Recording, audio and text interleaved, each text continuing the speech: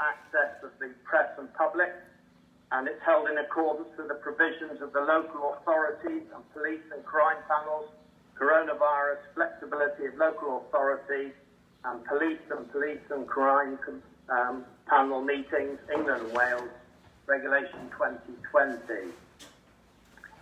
So I'd like to welcome everybody, like members of the press and the public, and I would ask members please to keep muted until they're asked to speak, unless of course I miss you for any reason, and please remind me, and please keep your videos off as well as being muted unless you're speaking. If you wish to speak, please raise your hand. Votes will be considered to be in favour with silence, so you should just mention if you are against or abstain. Your silence will be taken as for the proposal. First of all, item 1, I'd like to ask if there are any declarations of interest, please. Fran Grottick, Vice Chair. Thank you, Chair. I'd like to declare that I represent the Council on the Local Enterprise Partnership and the Cornwall Partnership Trust, both of whom might be mentioned in this agenda. Thank you. Thank you. Thank you, Chair. I'd like to, so Daniel Marcus, I'd like to declare interest in item number 23. Thank you very much. Councillor Smith, just like to declare a minor non-pecuniary interest as a recipient of a business grant for agenda item 18. Thank you. Any other declarations, please? No? Okay, thank you. Item 2 on our agenda is minutes of our previous meeting.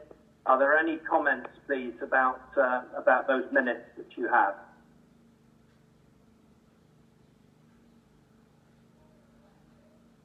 No? Could I have a proposer then, please, that we adopt those minutes as a true record? Propose that, Councillor Mumford.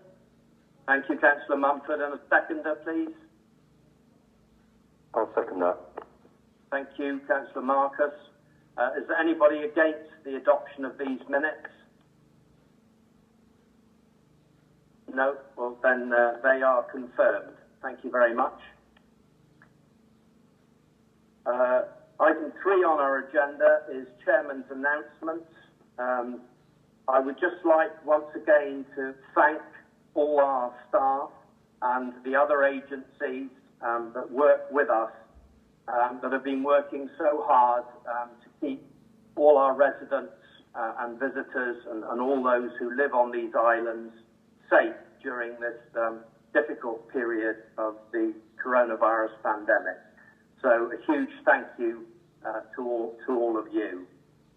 I would also like to thank the head teacher of Five Islands School, Jo Yates, for all the work that she's done in recent years for the school and for our young people. Jo is leaving us now, and we wish her well and would like to thank her very much for all that she has done. I have already mentioned members of the press and public, but I would like to welcome also all those of you who are listening to this council meeting on the radio. I would also like to point out that there is no council meeting in August. The next full council meeting will be September. And lastly, under my announcements, I would just like to mention that when we move into part 1, I intend to take agenda item 18 as the first item of business, as that is the most pertinent agenda item for today's business. I now move on to item 4 on our agenda, questions under Standing Order 14. I have none. Item 5, to consider reports from committees, including receipt of minutes and draft minutes for information. I have none. Item 6 is to consider motions in accordance with Standing Order 12. I have none. Item 7 is urgent items. I have none. So we will now move into part 1 of our agenda, and we'd like, please, to take, as I just mentioned, agenda item 18 first, which is the COVID report, and in the hands of our Chief Executive Officer, Paul Masters. Thank you. Thank you, Chairman. Good morning, members. So in the pack today is the fourth COVID report that Council has received. I'd like to obviously point out that in terms of the Isles of Scilly governance, this is the fourth report, where actually many of the councils around the country have only received their first report, which hopefully gives some confidence and transparency to all the work that's being carried out on behalf of our residents and visitors. You'll see in the report that there is still a significant amount of work and a fast-moving pace in terms of all the preparations and work that is still ongoing as we move into the peak of the summer period. You'll also note in the report all the preparatory work that was carried out to welcome visitors safely back to the islands at the beginning of July. And I think it's worth reminding members that the major incident of which all public services have declared across the country was stood down formally at the end of June. That means that in terms of our preparations, there wasn't any particular organisation that felt that it couldn't cope without its current plans in place. What did happen in parallel to that, members, was that the government announced that local outbreak plans under the direction of Directors of Public Health would need to be put in place and stood up by the 1st of July across the country. And our Director of Public Health, Rachel Wrigglesworth, on behalf of Cornwall and the Isles of Scilly, had that plan in place and submitted, and so it's all there. In parallel to that, a number of new structures were set out, which are in the report and listed Appendix B. The first is that there is now a Cornwall and Isles of Scilly Outbreak Board. This mirrors a structure across the whole of the country, and those boards are chaired by the Directors of Public Health and are responsible for outbreak management. I have a seat on that board representing the islands. Locally, there is also a local incident response team that is chaired by a member of Rachel Wrigglesworth's team, Dr. Whitney Curry, and you'll see in the report all the multi-agency partners that form part of that local incident team, which would need to be stood up in the event of any outbreak. And the third thing is a new local outbreak engagement board chaired by yourself, Chairman, whose role is to deal with communications and community engagement should an outbreak occur on the islands. You'll see in the report as well, lots of work has gone on in terms of all the documentation and processes that need to be put in place, and they're all listed in the document, as well as all the things such as FAQs to visitors and residents on the island. And I know, and you yourself, Chairman, are always raising that we always seek to improve our communications and try and get those messages out as much as we can. So we will always do that and try to improve. I think members and the public are also interested in terms of the testing regimes that are now in place on the islands, and these are absolutely bespoke to the islands. You'll know that nationally, in effect, the target for samples to be tested and returned is 72 hours, and we seek to do that much quicker on the islands, although there have been a number of teething issues. And I wonder just if I could pause at this point, Chairman, and ask if Tanya is here just to give members some further update on testing before I continue with the rest of the report. Are you there, Tanya? Thanks, Paul. Yes, I'm here, and good morning, everybody. So in terms of testing, as you can see in the report, the testing pathway has been tested and is being utilised.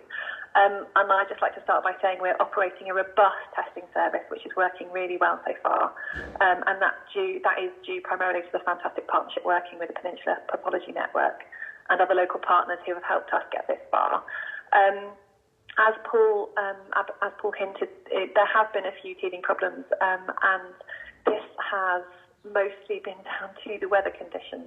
Obviously, due to our geographical location, we are entirely dependent on weather conditions as to getting the tests off the islands by plane, and during poor weather, we rely on the boat to carry tests back to the mainland, and this can add an extra 24 hours to the turnaround process as tests wouldn't arrive at the lab until the evening and then be processed the next day.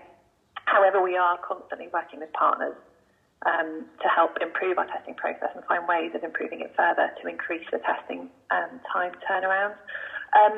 Another thing to say is that we are incredibly lucky to have this service, which we've been allowed to access through the Peninsula Pathology Network, which is usually only available for healthcare staff through the Pillar 1 testing process. And if we didn't have this service, we would be reliant on the national testing process, which is using the postal testing system and mobile testing units across the country, which can take, as Paul said, up to 72 hours for results to come through. So we are really pleased with how it's going so far, and that is in part to the partnership working that we've got in place. I just want to say a huge thank you to Steamship Company and the Cornwall Blood Bank volunteers who've been supporting this service from a logistical perspective, and who've been going above and beyond to enable the service to be the best it can be for the community of Scilly. Thank you, Tanya. So to continue, Chairman, you'll see in the report as well that we've been sending our environmental health team out, and a big thank you to them to help businesses prepare for opening up at the beginning of July, and that work is ongoing now in terms of just making sure that that the rules are being obeyed and people are doing everything they should in terms of their risk assessments. You'll also note in the report that whilst we were allocated £30,000 from the government to prepare our high street, in effect the paperwork and the process in order to access that money was so onerous that it actually really wasn't worth the time to do it. And I raised that yesterday with the government direct to say, yet again, it was an example of the government not thinking about the issues on small island communities. In the report also, you'll see that there are new powers that have been vested in local government in terms of local lockdown. These powers relate, in effect, mainly to individual premises and open spaces where there are events. And as of yesterday, the Department of Health issued a new 5-stage lockdown process, making clear that that lockdown was the last thing that you should consider.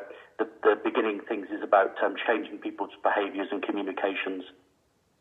On a more negative note, you'll see that the small grants process, if you remember, Chairman, we allocated £215,000. We had over £600,000 worth of requests, which we've been lobbying government for almost on a daily basis. We've now heard from the government formally and the Secretary of State that there is no further money for that scheme, and the scheme will be closed in August. We, alongside our local government colleagues, will continue to lobby, but at the moment that's not looking like there's going to be any additional funds. Similarly, on transport, which I brought to the attention of members, is one of my biggest concerns, is the July support, which has still not yet been received, is the last payment for supporting our transport network, so vital to the life on the islands. And we continue, and you yourself, Chairman, wrote a letter yesterday to the Chancellor of the Exchequer, pointing out the fragility of the islands and its necessity to rely upon the transport network through the winter, and the urgent need for government to confirm that Lifeline Support Service funds would be made available to us, and we will continue to do that through the next few days. In terms of giving people confidence, you've heard all about outbreak plans, Chairman, and just to let you know, we are testing those plans both locally and with Cornwall colleagues. We've done tests in terms of what would happen if there was an outbreak in a pub or a campsite, how we would get people back to Exeter, and those plans now are also going to be tested on a regional basis, including Public Health England. Every time we test one, we learn a few things, but it gives people confidence that we're ready should an outbreak occur on the islands. And I think it's worth just pointing out to the public, Chairman, that on the islands, which is unique, an outbreak is defined as one or more positive case. In the rest of the country, it's 2 or more. So I know you might think an outbreak means a big number of people. It means 1 or more positive cases. Later in the report as well, it mentions the repatriation scheme, and you'll see in a further agenda item there was my decision note in putting that scheme in place. That scheme is a plan. Not only was it challenged by directors of Public Health and Public Health England nationally, Also, scrutiny was able to hear both from local concerns around our repatriation scheme and the reassurance from the Director of Public Health. But just to be clear to the public, that is a plan that's put in place by the Council of the Isles of Scilly with our partners in the Transport Network. So now, just to summarise, we still have lots of preparation as we move towards the autumn and the winter. You'll see lots in the media about whether there will or won't be a second wave. And I'd just like to finish, Chairman, by first of all saying thank you to all the staff, yourself, Chairman, and the members for all the support, and our partners in all the excellent plans that we have in place. But most importantly of all, the message I want to leave everybody with is the virus is still here. And the biggest thing that we can all do is still stick to the basic rules of social distancing, especially where there are gatherings of people, hand washing and those basic public health messages. That is absolutely the most important thing that we can do, and we should all reinforce at every opportunity. Thank you, Chairman. Thank you very much, Paul, for that very comprehensive update, and indeed the paper, which is an excellent detailed paper. So thank you for that, and those that have helped you produce that. So do we have any questions, please, on this paper? The Vice Chairman. Thank you. Vice Chair? Thank you, Chairman. Thank you, Chief Executive, for a very clear analysis of all the preparations. Thank you very much for a very clear report, which I'm sure people will find really reassuring. I'd like to thank the officers, Dr. Curry and other partners, for all their work to provide us with a bespoke situation and solution in the light of a change to government policy post-July the 4th with regard to those returning home to self-isolate. However, I'd just like to put on record that members do recognise that our local clinicians have some reservations around this, and we do respect that. We have a very clear, informative and further detailed report by the Scrutiny Chair, Councillor Mumford, which will shortly be on the website. So I'd like to thank her for that as well. Thank you.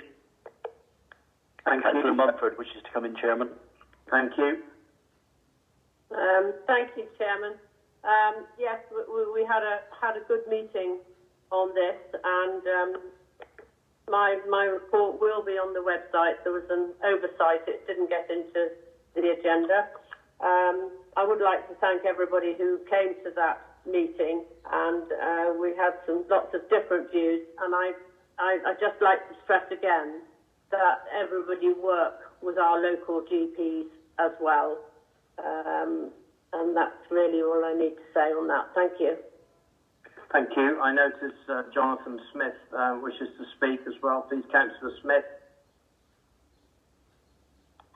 Thank you, Chairman. Excellent report, Paul. Really want to sort of just flag up the stuff around testing. So I think it's great that we've got this bespoke scheme here, and it's a real benefit to the islands. As a local point of contact on St Martin's, I've been involved with a couple of tests that have gone away from symptomatic people.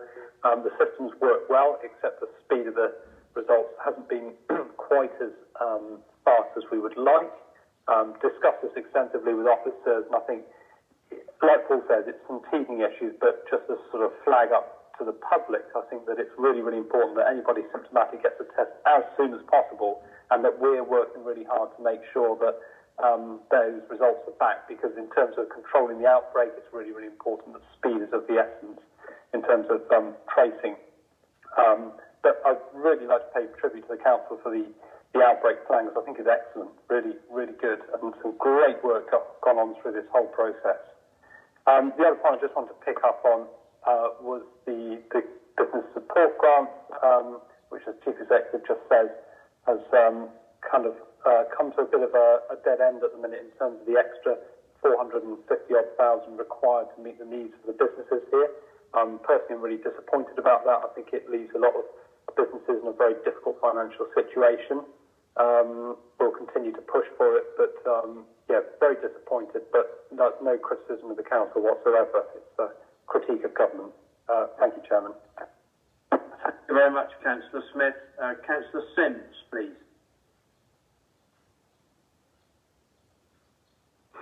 Yes, good morning, and thank you for a very good report. Paul mentioned the bid for more money from the Transport Board in a very calm, collective, measured way, I thought. But this is, if nothing's forthcoming, it's more or less an extension event for the islands.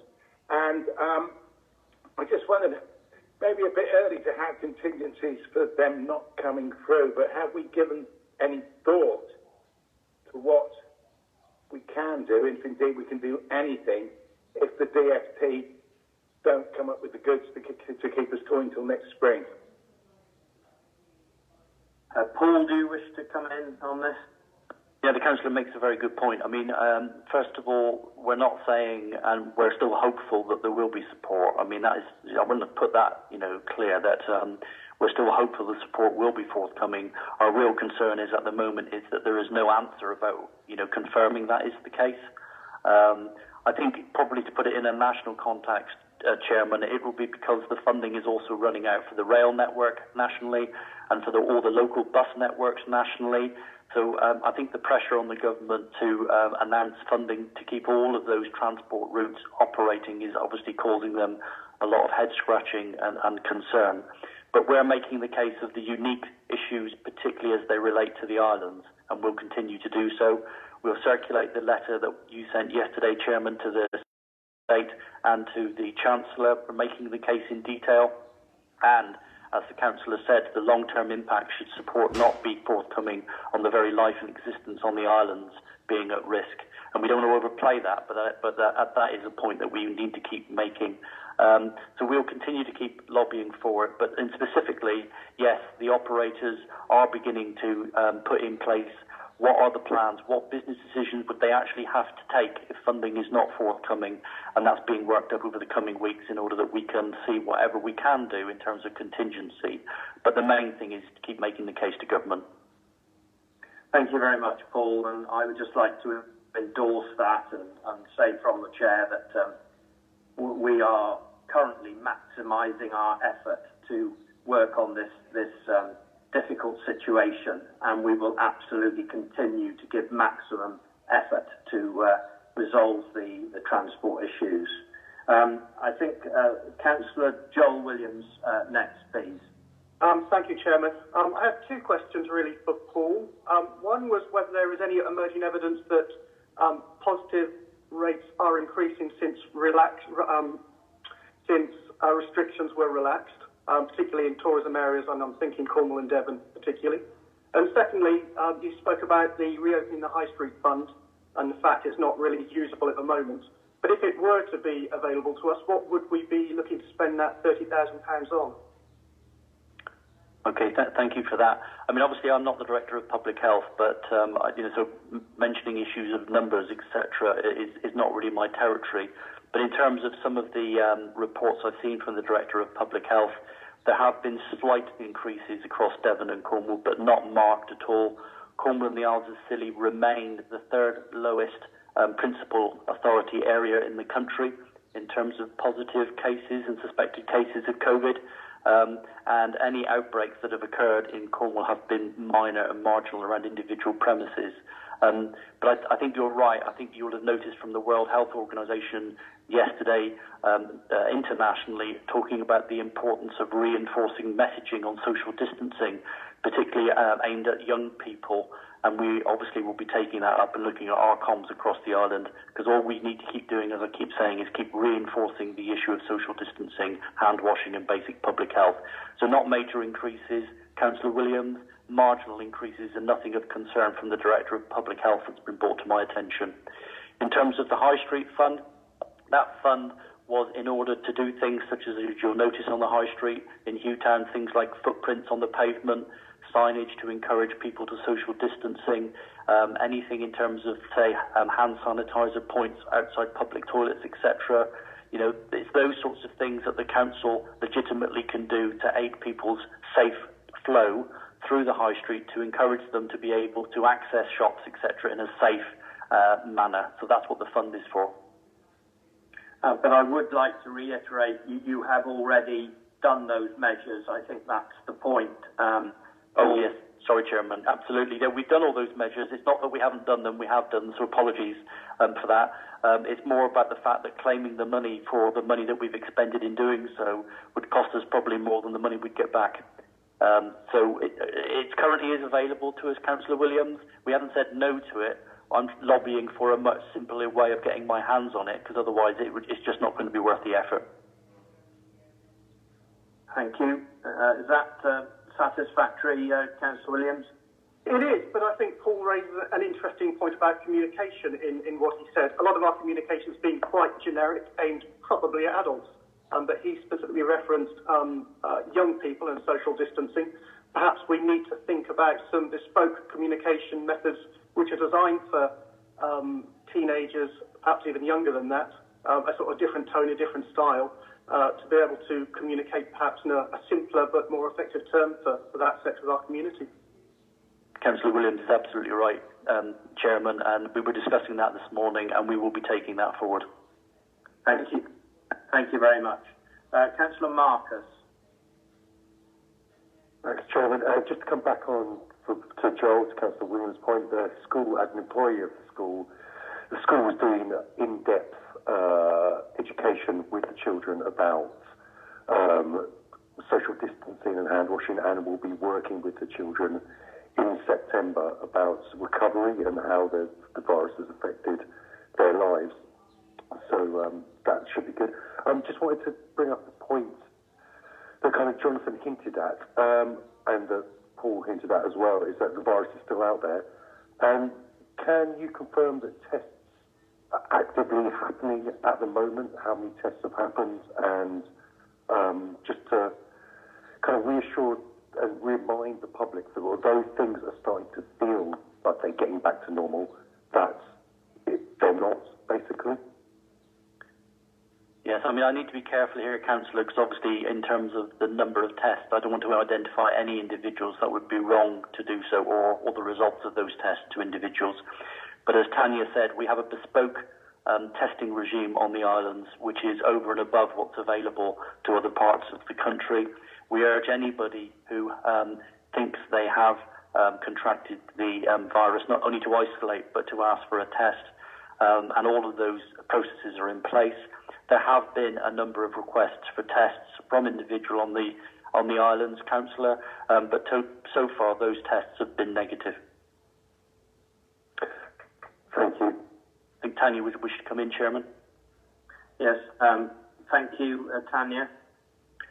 Thanks, Chairman. Thanks, Paul. I just wanted to reiterate as well that in addition to the testing that we're doing, we are doing symptomatic and routine testing as well. So you may have seen our mobile tester out and about, and she is undertaking routine testing, and this is part of any testing process, and not as a result of symptomatic people that may have appointments on the mainland, and it is nothing to worry about. Thank you very much. Councillor Legg, please. Thank you, Chairman. I just would like to ask the Chief Executive about the comments he made regarding teenagers, especially being those not following social distancing and other requests. Is there evidence for this locally, or is it only anecdotal evidence? Because from what I've heard, it is actually the older generation locally which are less inclined to be following this. Yeah. Thank you, Councillor. No, I wasn't. First of all, I used the term young people perhaps loosely. I didn't particularly say teenagers. And as I said, it comes from the World Health Organization, and it's about issues across the whole of Europe, where as they look towards the autumn and as people are seeking to minimise the chance of a second wave during the autumn, there seems to be international evidence that larger gatherings of young people are beginning to cause some concerns. But as you rightly said, and if you watched the news last night, I think it was in the north of England, it was a particular pub where they've had 11 cases recently, but the video from the beer garden was an absolutely rammed beer garden with lots of young people having a great time. I'm not saying that's what's happening on the islands. I'm absolutely not saying that. What I'm saying, though, is in terms of reinforcing the messages, we all have our part to play. Thank you, but any communications that we put out shouldn't only target young people. No. Yeah. Absolutely agree, Councillor. So apologies if that's the impression I gave. That's not what I meant. I think what I was trying to balance, if you recall, there's been an awful lot of communication nationally about the chances of severe incidence of the disease when you're under 50 years old. So I think probably if I was a young person, I'd think I might be immune to it. And I think we're just reinforcing that their part to play, whilst the chances for them in terms of severe symptoms might be minimal, in terms of passing it on to the more vulnerable and elderly, they still have a part to play. So I think it's reinforcing the role for all of us, Councillor, not just young people. So I apologise if I was misleading. Thank you for that clarification, and I think it's important to reiterate that point that you just made again and again, that young people can pass it on and they can have serious cases as well. Thank you very much. Have I missed anybody? Are there any other members waiting to come in, please? No? Well, in that case, thank you very much indeed. We do have 6 recommendations from this report, which I would like to take together. Could I have a proposer, please, for the adoption of those recommendations? Happily. Cindy, thank you. Who's seconder, please? Councillor Mumford. Thank you. So that's proposed by Councillor Dean, seconded by Councillor Mumford. Any members against the adoption of these 6 recommendations on the COVID report, please? No, thank you very much. So that they are carried. Thank you. So the next item on our agenda is item 8, planning application regarding Storm Cottage, Littleforth, and this is in the hands of Lisa, our Senior Officer for Planning. Thank you, Lisa. Thank you, Chair, and good morning, everyone. So this is an application that's brought to full council on the basis that's been called in for a decision by a councillor due to concerns over changes to the property as one specifically for local need. So in 2018, an application was approved to convert part of the attached garage to habitable ancillary accommodation. That application remains valid. The current application is seeking to make amendments to the approved plans only. The issues for assessment, therefore, are the differences between the approved 2018 permission and the changes now proposed. So these changes, which include an enlargement to the dormer on the front above the attached garage, an increase in the ridge height of that roof above the garage, 2 additional roof lights to the rear, and some changes to sort of minor changes to the doors and windows on the ground floor. It's also noted that the internal configuration of the property has been reduced from a 4-bedroom dwelling down to a 3-bedroom dwelling. So whilst greater weight can now be given to the emerging policies of the local plan in relation to domestic extensions, the property remains within the minimum space standards, and the emerging local plan, which is now being given more weight in planning decision making, requires all new homes, replacement dwellings and extensions to existing dwellings to meet the nationally described space standards. The enlargements to this dwelling were approved in 2018 before substantial weight was being given to the emerging local plan, and the current amendments don't make it significantly larger. The proposal has been assessed and has been considered as acceptable, and the amended plans are now recommended for approval. The dwelling remains as a local need home with a Section 106 obligation attached, and the application is recommended for approval. Thank you very much, Lisa. Councillor Marcus, lead member for planning, please. Thanks, Chairman. Yeah, I think this is a good example of the planning department working with applicants to get changes to planning applications and to make sure that they're within the guidelines set out in the local plan.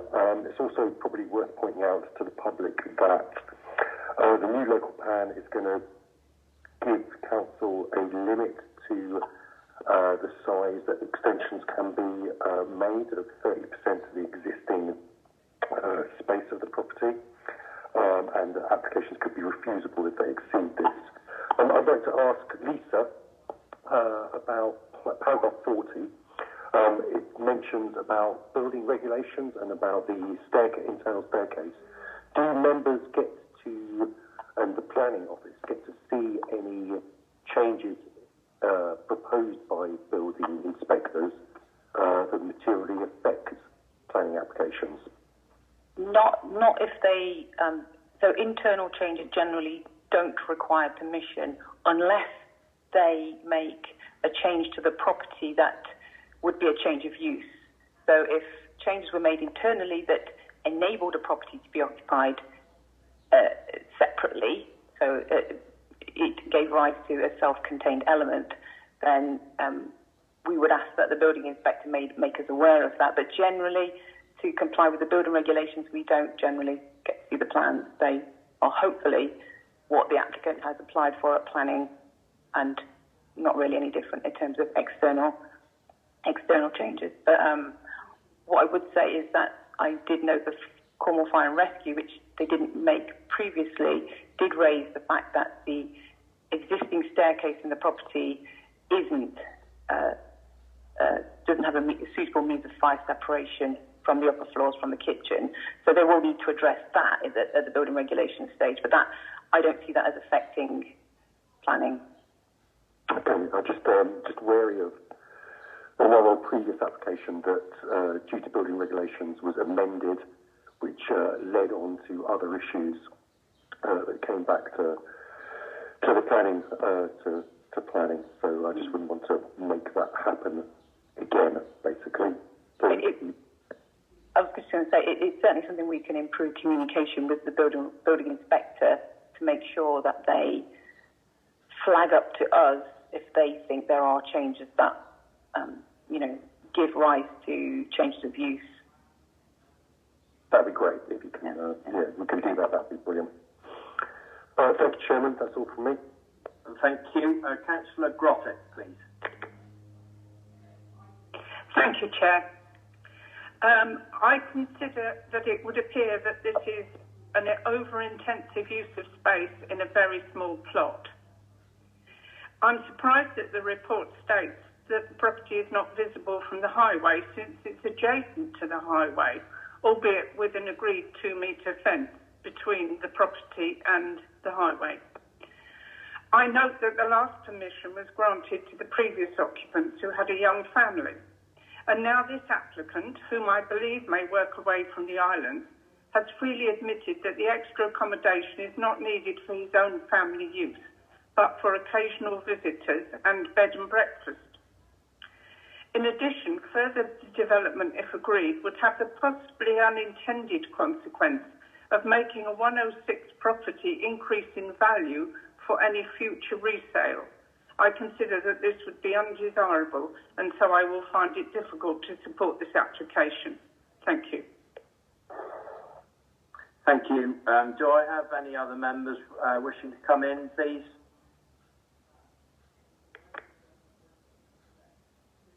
No. Okay, thank you. Well, we have the recommendation in front of us to approve this application. Do I have a proposer to approve this application, please? Yes, Chairman, I'll propose it. Thank you. Do I have a seconder, please?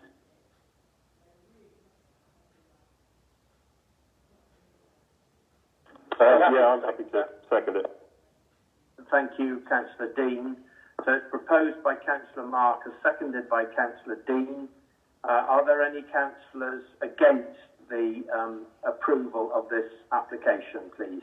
Yes, Chairman, I would like to register that I do not support this application. Councillor Grottek. Thank you, Councillor Grottek. Any other members against this recommendation, please? No, then in that case, the application is approved. Thank you. So we move on to item 9, planning application for Ivy Dean on St Martin's, again in the hands of Lisa. Thank you. Thank you, Chairman. Can I just make a change to this application? The applicant has been in touch and would like to defer this application because they've had a look at the conditions and they've raised with me some issues that they would like to try and address. So I would like to defer this application if that's okay, Chairman. Yes, that's fine. Lisa, thank you. So we'll move on to item 10, the planning application for Cobbler's Cottage, in your hands as well, Lisa. Thank you. Okay, thank you, Chair. Sorry. Chair, can I... And Ellen's here. I've missed this one, so if I could declare a non-pecuniary interest, I won't vote. I'll abstain from the vote, but I will stay in the meeting. Okay, thank you, Councillor Nellums. Lisa? Okay, thank you. So this is application brought to full council on the basis that it relates to Tresco Estate. The application, so it's an actual application to discharge a Section 52 agreement, which I'll go into in a sec. The application property was constructed in the 1980s. It's quite a prominent dwelling in front of the new inn. The permission was subject to a Section 52 planning obligation that it could only be occupied as a main or principal residence. The Section 52 in this case relates to the 1971 Town and Country Planning Act, and as with the Section 106, is a planning obligation that runs with the land and can be enforced against anyone acquiring interest in the land. Tresco Estate are seeking a formal agreement to now discharge its obligation on the basis that they wish to purchase the property back from the vendor and use it as a unit of tourist accommodation as part of Tresco Estate. This is primarily on the basis that it has for a significant period of time not been occupied as a main or principal residence as required by the section obligation, which is evidenced by more than 10 years worth of letting information. It's used as a holiday let by the estate on behalf of the property owner. And B, if Tresco Estate does not purchase the property, it would in all likelihood be purchased by a third party and will continue to be used as a second home or holiday let without that income being returned to the islands. So the local planning authority has the power to discharge the planning obligation where it no longer serves a useful purpose. And in the case of the older style Section 52 obligation, there is an option to apply by the applicant to the Lands Tribunal for a discharge of a restrictive covenant under the Laws of Property Act 1925. It's considered that in this case, as the property has not been used as required for a period in excess of 10 years without enforcement, the restriction is considered to be obsolete and the discharge will not harm any person who could benefit from it, which in this case would be Tresco Estate or the current owner of the property. So overall, there is considered that in this unique case, the local planning authority can now discharge the Section 52 obligation attached to Cobbler's Cottage. Thank you. Thank you, Lisa. Councillor Marcus, please. Thank you, Chair. Yeah, it's not much to say on this one. I think it's kind of just the deeper issue is about historic lack of enforcement of planning regulations on the islands, and yeah, but we are where we are. So in case of that, I would propose a recommendation. Thank you. Are there any other councillors wishing to come in? I see someone's raised their hand. I can't see who it is. Councillor Legg. Thank you, Chairman. I'd just like to express disappointment that there is a housing shortage on the islands, and it's a shame that this property isn't suitable for anyone in need of housing. But if that has been the case, I will second the motion to approve this application.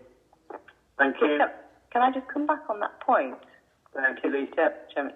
It was just to say that Tresco Estate were very willing to offer to shift the obligation to another property. There just aren't, unfortunately, any mechanisms within the process to do that. To apply Section 106 requires a development, and it has to hang on a development. We can't just shift an obligation. So they do recognise that they will still need staff accommodation. It is just not appropriate in this case on this property. Okay, thank you very much. Are there any other members wishing to come in on this, please? Councillor Nellum, just make sure I register my abstention. Thank you. Yeah, that is registered. Thank you, Councillor Nellums. We have a proposal, Councillor Marcus, and seconder, Councillor Legg, to approve this application to discharge the Section 52 agreement. Are there any councillors against this approval? No, in that case, it is approved. Thank you very much. So we now move on to item 11, which are multiple planning applications, again, in the hands of Lisa. Thank you. Thank you, Chairman. So this application is brought to full council on the basis that it relates to the council's own development proposal for the installation of a number of electric vehicle charging points, dedicated car share parking spaces and electric vehicle parking spaces, and a handful of applications which also include solar canopies. So I'm just going to introduce the general issues, and then I will introduce each application of which you can debate and then vote, if that's okay. So in general, all 12 applications, of which there are 9 sites on St Mary's, 2 of the applications relate to the same site, 1 site on Briar and 1 site on St Agnes, which have been assessed against national and local planning policies and any site-specific material planning considerations. This includes an assessment in relation to the wider landscape and scenic beauty of the Isles of Scilly area of outstanding natural beauty designation, and the duty to preserve or enhance the wider character and appearance of the Isles of Scilly conservation area.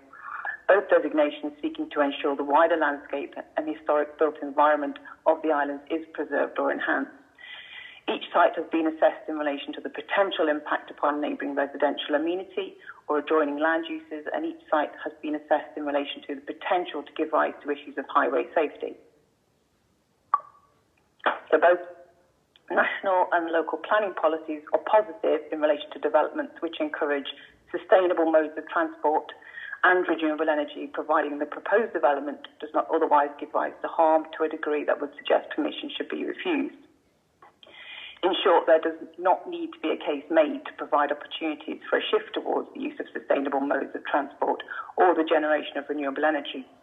This assessment therefore focuses on the physical impact of the proposal on each site and whether any of the installations give rise to issues of harm that would suggest applications should be refused.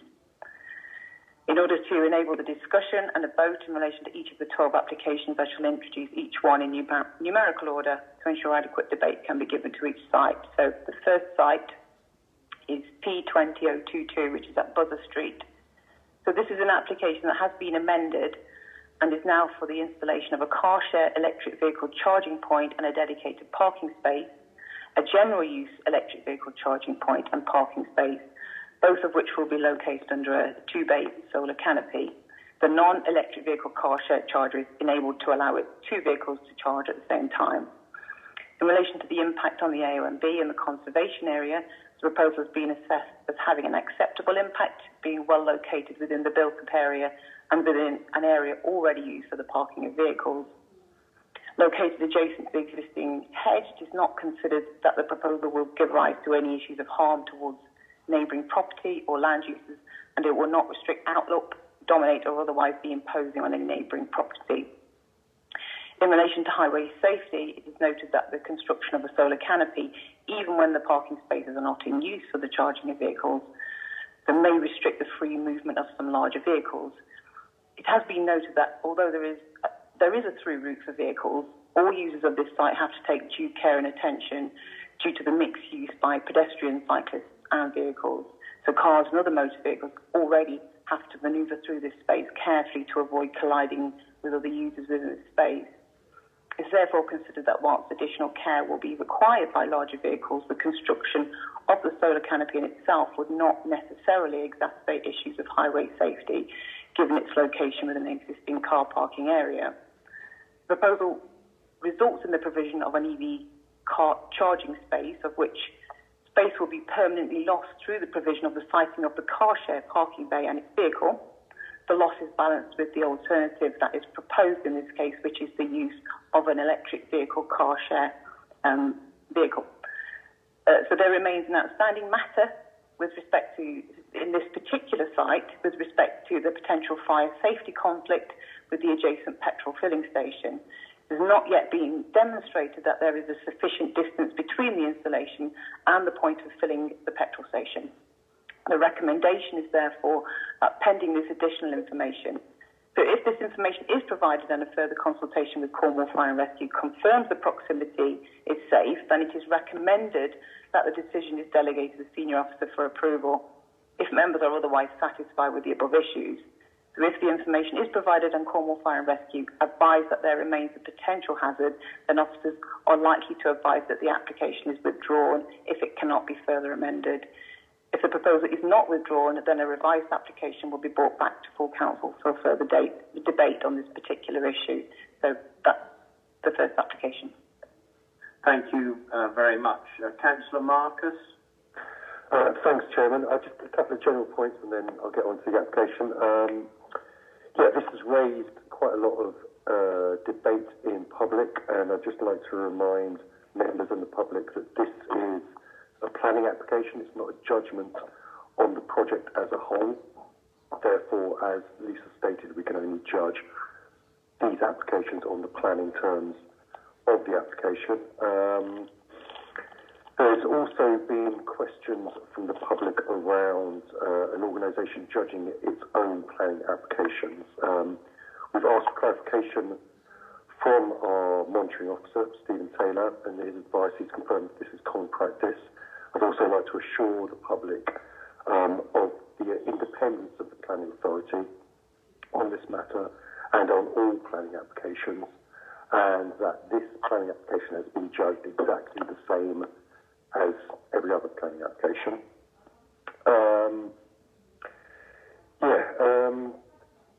I'd like to thank the planning officer for a very clear paper, which goes above and beyond in highlighting the public's questions, giving answers to those questions, and highlighting the differences that the planning applications would make to the sites in question. So to go to this first site, I'd like to just confirm that at Buzzer there are currently 4 parking spaces, and this application would reduce that to 3 parking spaces. Is that correct, Lisa? So I don't believe on the ground parking spaces are delineated.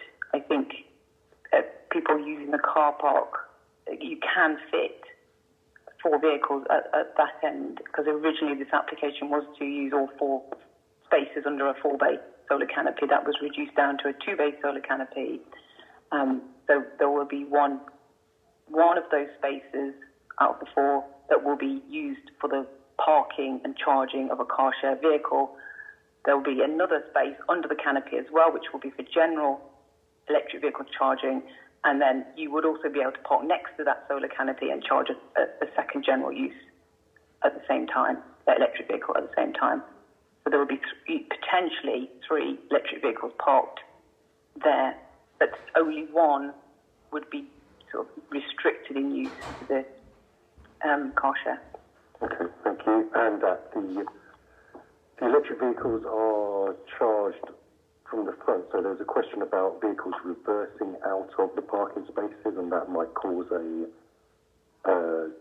increased danger to highway safety. I find that a bit strange, given that they're already car parking spaces and vehicles reverse out of them already, so I don't really see that as an issue.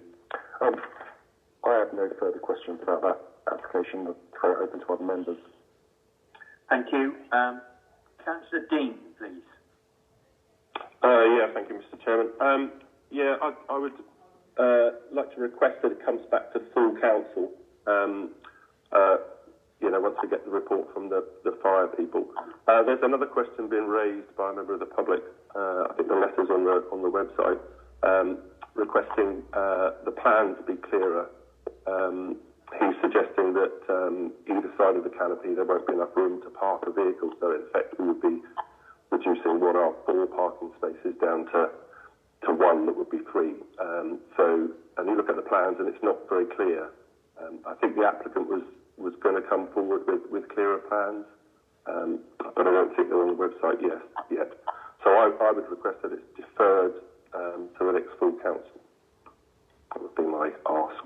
Thank you. Thank you. Are there any other councillors waiting to come in, please? No.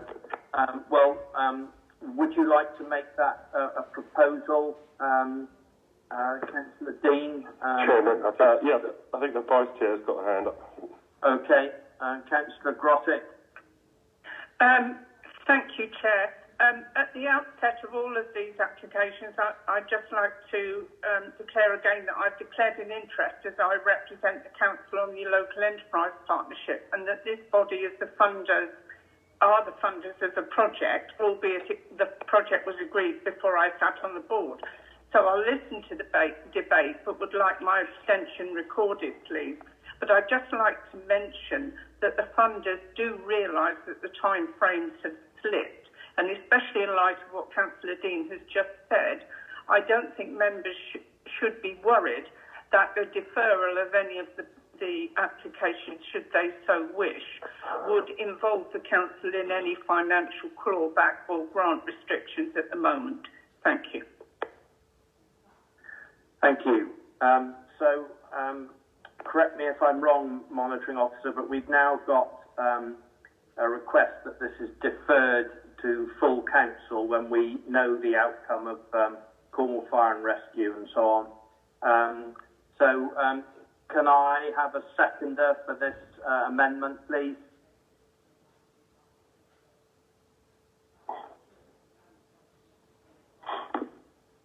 Well, Stacey, I'm happy to second it.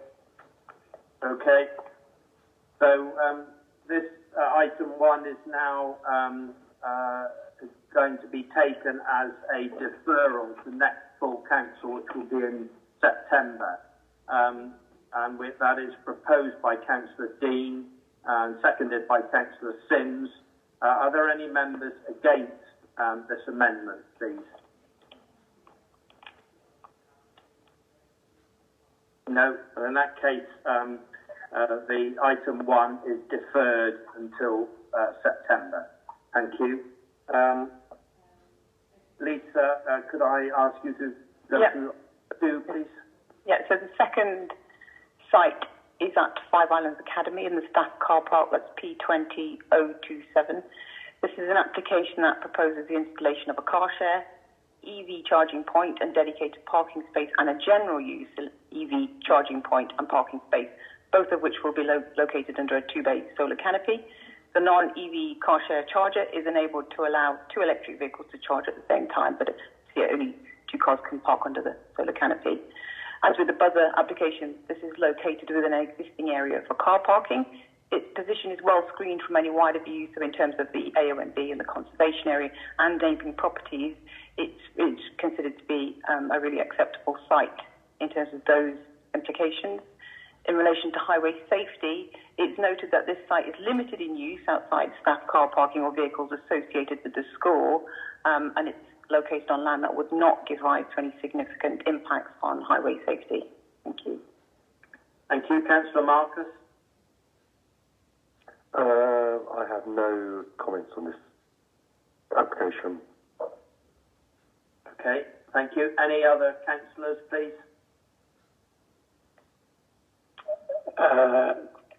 Councillor Smith? Yeah, thank you, Chairman.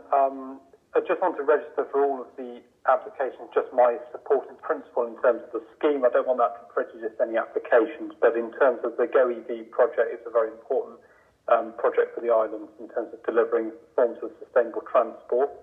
I just have one specific question on this application, and it's slightly loose, but I just want to bring it back to full council because there was some discussion previously around the school travel policy and the movement of people, vehicles, bikes, pedestrians around the school, and just wonder whether this has been discussed as part of this application, please, Lisa. No, I have had no. We've consulted with the school as they are, a neighbouring, from a school site. So they haven't commented on the application. They've not put in any particular support or objection against for or against this application. So I've had no interaction with them on their travel plans or anything. Thank you. Yeah, thank you. On that basis, I'd like to propose support for this proposal. Thank you. Councillor Legg, please. I'd raise my hand to propose the recommendation, but as Councillor Smith just did, I will second the recommendation. Thank you very much. Are there any councillors who wish to speak further, or well, first of all, are there any other councillors who wish to speak on this, please? No? Well, in that case, we have a proposer, Councillor Smith, seconder with Councillor Legg.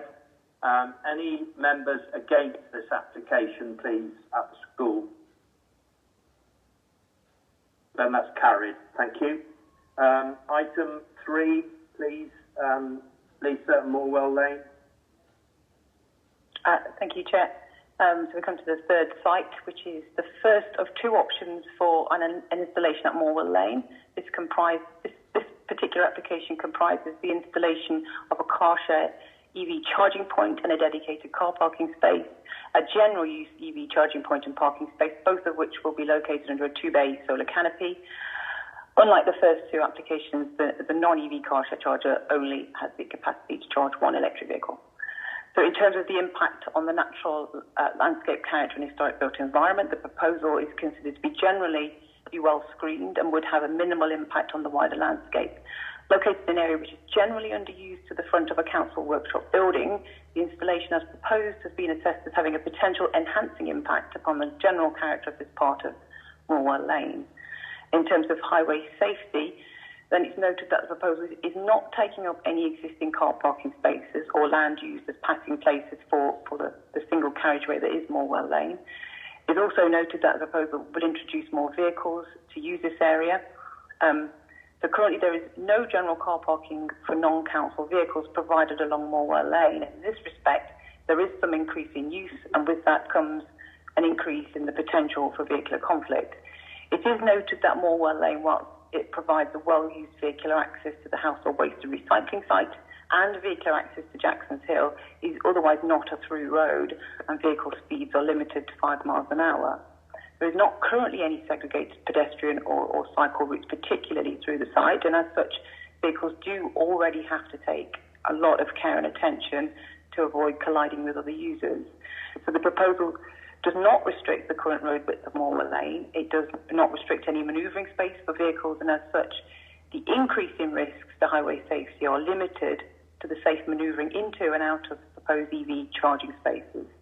So given care and attention is already required by vehicles, and the limited speed at which vehicles are permitted to travel along this road has resulted in the kind of consideration that this isn't a significant increase in highway safety risk, and on that basis, this site is recommended for approval. Thank you. Thank you. Councillor Marcus, please. Yeah, given those non-risks, I'd like to propose this application. Thank you. Does any Councillor Jonathan Smith? Thank you, Chairman. Just a question to Lisa. So we've got 2 applications for this site, 028 and 041. The first one, this one being a 2-bay, the second a 4-bay. Presumably we cannot vote for both? I just want to clarify that. You could vote for both, but they could only physically implement one. It would give them the option to, if for any reason any of the other applications are turned down, gives them some scope to consider either option in that case. Okay, thanks for that clarification. I think point well made about Morwell Lane. I think more generally, personally, I believe it is an issue there in terms of the safe passage of pedestrians and cyclists, but I don't think this application increases the danger any significantly. So I'd support Councillor Marcus's second Councillor Marcus's proposal there. Thank you. Lisa, can I ask whether it would be appropriate to take these 2 items number 3 and number 12 together, or do you want to do them separately, please? I would probably recommend doing them separately because the other one is different. I mean, it's orientated differently. I'm happy to be led. If members want to do that, they can do, but I would generally take them as individual. No, that's fine. We'll take them as individual. Does any other member wish to speak on application 3, please? So we have a proposer with Councillor Marcus, seconder with Councillor Smith. Any member against this item 3, please? No, then that is approved also. The next item is 4. Application is number 4, Enna Close Garages. Lisa, thank you. Yeah, thank you, Chair. So I'm just writing up my notes. So this fourth site is located at Enna Close in Old Town, P20030, adjacent to the existing block of garages in an area used for off-street car parking. This is an application that proposes the installation of a car share EV charging point and dedicated parking space, a general use EV charging point and parking space, both of which located under a 2-bay solar canopy. The non-electric vehicle car share charger is enabled to allow 2 vehicles to charge at the same time. So the space in which the 2 bays are located is actually wide enough for 3, so you could have a third car at the end, just not under the canopy. In terms of the visual impacts upon the landscape character and scenic beauty of the AONB and the historic built environment of the conservation area, then it's noted that this proposal will be located within the built-up area of the council housing that makes up Enna Close. The harm on the wider landscape is therefore generally contained within this relatively urban landscape. The proposed timber frame solar canopy associated with this application will be the most noticeable element outside of Enna Close. It's considered that this installation adjacent to the flat roof garage block would not appear harmful in the context of the more traditional elements of buildings in Old Town generally. Overall, it's considered that the installation where the chargers themselves would have limited visual impact will be generally a neutral impact in terms of the context of both the conservation area and the AONB. In terms of the impact upon the amenity of neighbouring properties, and it's noted that the installation will be situated between the existing garage block and the rear granite wall of the adjoining property. I don't consider it will give rise to any loss of outlook or otherwise have any dominating or overshadowing or other imposing appearance from any neighbouring property. And on that basis, the proposal is considered to be acceptable. In terms of highway safety, then again, this area is not a through route for vehicles. This is an area at the end of a cul-de-sac used for car parking. Vehicles are therefore manoeuvring with care to avoid colliding with other highway users, including pedestrians and cyclists. It's not considered that the use of this area for parking of an electric vehicle will give rise to significant issues of highway safety. The proposal does result in the loss of 1 space permanently to an EV car share parking and charging, but it's considered that this lost space is offset through the alternative sustainable transport mode offered by the project. So overall, therefore, the proposal was not considered to give rise to significant issues of highway safety. Thank you, Lisa. Could I just check a technicality, please? I have this down as P/20-031, but I think you mentioned it was 030. Which is correct, please?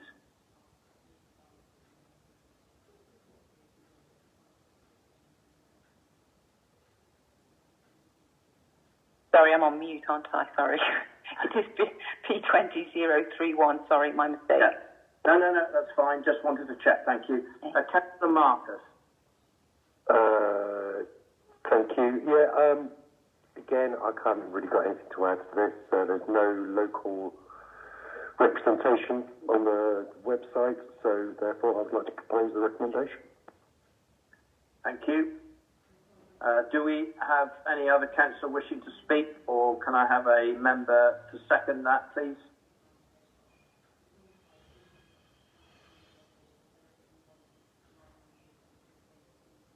I think a second check.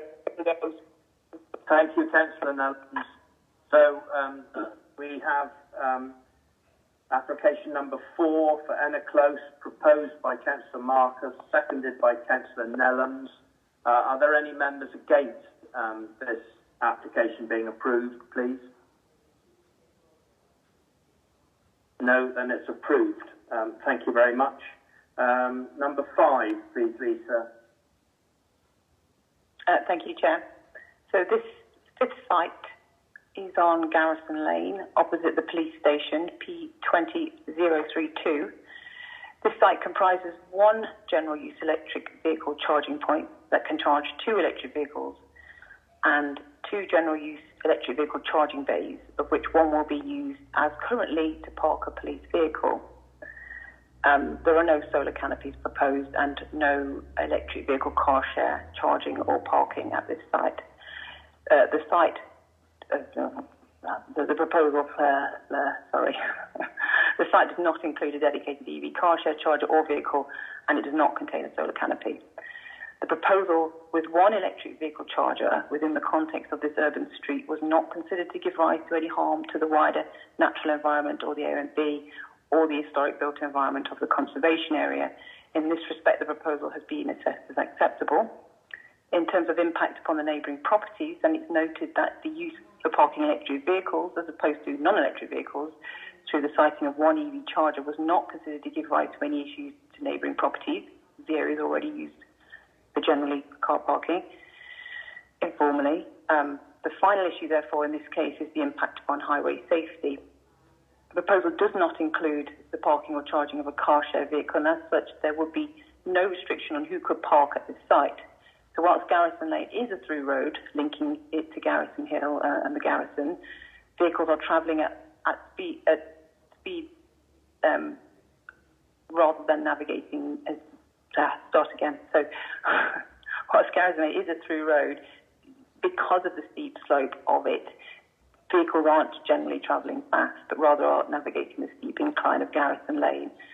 And as the proposal does not narrow the road and does not result in the loss of existing off-street dedicated parking, it's considered that it is, in general, acceptable in terms of highway safety.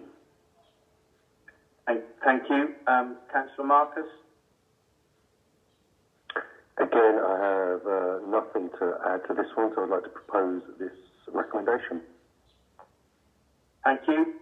Any member wishing to come in, please? Or could I have a seconder? Councillor Smith, I'll second. Thank you very much.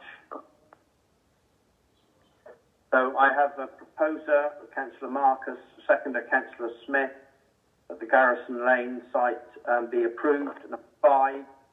Are there any members against this application being approved, please? No, then in that case, this is approved. And we move on to number 6, which is Parsons Field. Thank you, Lisa. Thank you, Chair. So the next proposal is similar to the Garrison Lane proposal, but is located in an area of off-street parking at Parsons Field. It's P20033.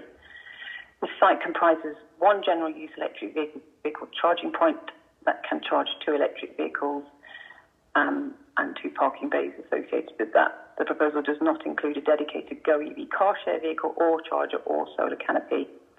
So in terms of the wider landscape issues and the impacts upon the historic built environment, then it is noted that the proposal, being well located in very much a modern part of Hewtown, surrounded by domestic properties, would have a neutral impact. There are no concerns identified that would suggest this proposal would harm the AONB or the conservation area designations.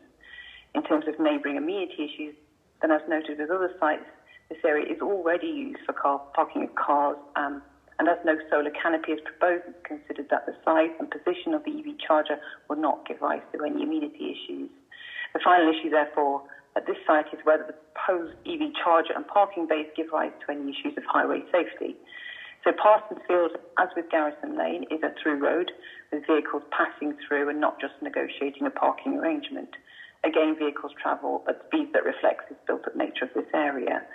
The proposal does not change or reduce car parking at this site. It's not considered that there would be any significant impact upon highway safety.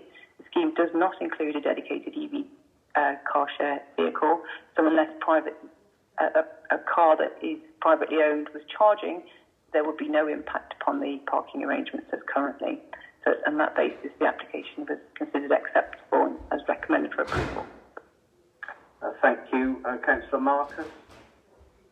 Yeah, Chairman, thank you. This application seems to give a great benefit for the local area. It adds charging infrastructure to an already residential parking space. So therefore, I'd like to propose a recommendation. Thank you. Councillor Dean? Yeah, just a quick point. On paragraph 3 of your report, Lisa, it says that there is a solar canopy at Parsonsfield. So just to clarify again that there isn't. No, there is not. There is not a solar canopy. That's a mistake in the report. Sorry. Okay, that's fine. In that case, I'm happy to second the proposal. Thank you. Are there any other members wishing to come in, please? No. In that case, we have a proposal for approval for Councillor Marcus, seconded by Councillor Dean. Are there any members who are against number 6 at Parsonsfield? No, then that is approved. Thank you. We move on to application 7, St Agnes waste site. Please, Lisa. Thank you, Chair. This next site is located just above the quay on St Agnes. It's P20034, which is used as the waste collection area for the island. This is an application that proposes the installation of a car share electric vehicle charging point and a dedicated parking space, and a general use electric vehicle charging point and parking space, both of which will be located under a 2B solar canopy. The proposal does not include a dedicated Go EV car share charger or vehicle. I think I was just... sorry. In terms of impact upon the natural environment and scenic beauty of the area and the historic and built environment of the conservation area, then it is noted that this proposal will result in some enhancements to this waste site, where items and vehicles are generally stored in the open. The proposed EV charger and parking bays will be located under the timber-framed solar canopy. This in itself will be partially screened by existing hedging, but in general will provide a degree of cover for vehicles parked at this site. Overall, the proposal is considered to have a neutral to positive impact upon the wider landscape and would, in that sense, be acceptable. The proposal was not considered to give rise to any impact upon the privacy or amenity of neighbouring properties or adjacent land uses, and in this respect, the proposal was also considered to be acceptable. St Agnes has few cars, but none of the roads are adopted highways, and it's not considered that the proposed installation would give rise to any issues of highway safety in this case. Okay, thank you very much, Lisa. Councillor Legg, would you like to come in first on this? Yes, just like to say I welcome this application. This area was designated as a parking area when it was initially when the works were done on the waste site. It is not actually within St Agnes waste site itself, it's just in the vicinity of it, although it has been used for the storage of electrical waste. It is supposed to be for parking. Just like to ask the planning officer about the screening trees and whether the responsibility for pruning those trees will pass to the owners of the applicant in this case when they build in the area, or whether it will remain with whoever it is with now. That's a good question. So I would expect if the land is transferred, it to be the maintenance of any hedging or trees to run with the transference of the land. If the land isn't transferred, then I would expect the status quo and the trees to be maintained by whoever currently maintains those trees or hedges. Thank you for that. I realise you won't necessarily know the answer to that at the time, but thank you for your clarification. I'd also like to propose the application for approval. Thank you. Councillor Marcus? Nothing more to add. I'll second that proposal. Thank you. Any other member wish to come in on this, please? Okay, so we have proposal for approval of Councillor Legg, seconded by Councillor Marcus. Any member against this proposal, please?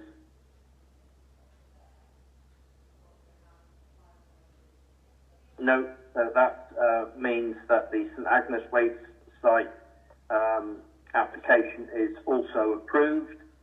Item 8, application 8 of this sector, please. Lisa, Mermaid Car Park. Yeah, thank you, Chair. So this next site is located in an area of public car parking known colloquially as the Mermaid Car Park, which is P20035. This is an area of public car parking that is managed by the council and currently offers 18 car parking spaces for standard-sized vehicles. The proposal is to use for existing spaces adjacent to the Tregarthen's Hotel boundary for the parking and charging of electric vehicles. This comprises 3 electric vehicle chargers, of which there will be 2 chargers and spaces dedicated to the Go EV car share scheme, and 1 charger providing general use electric vehicle charging and 2 parking spaces. There are no solar canopies proposed. The proposal is located in a prominent location close to St Mary's Quay, visible from both the quay and open water, as well as from vantage points such as the outside seating areas and windows of Tregarthen's Hotel, and in general as being part of the public realm of Hewtown.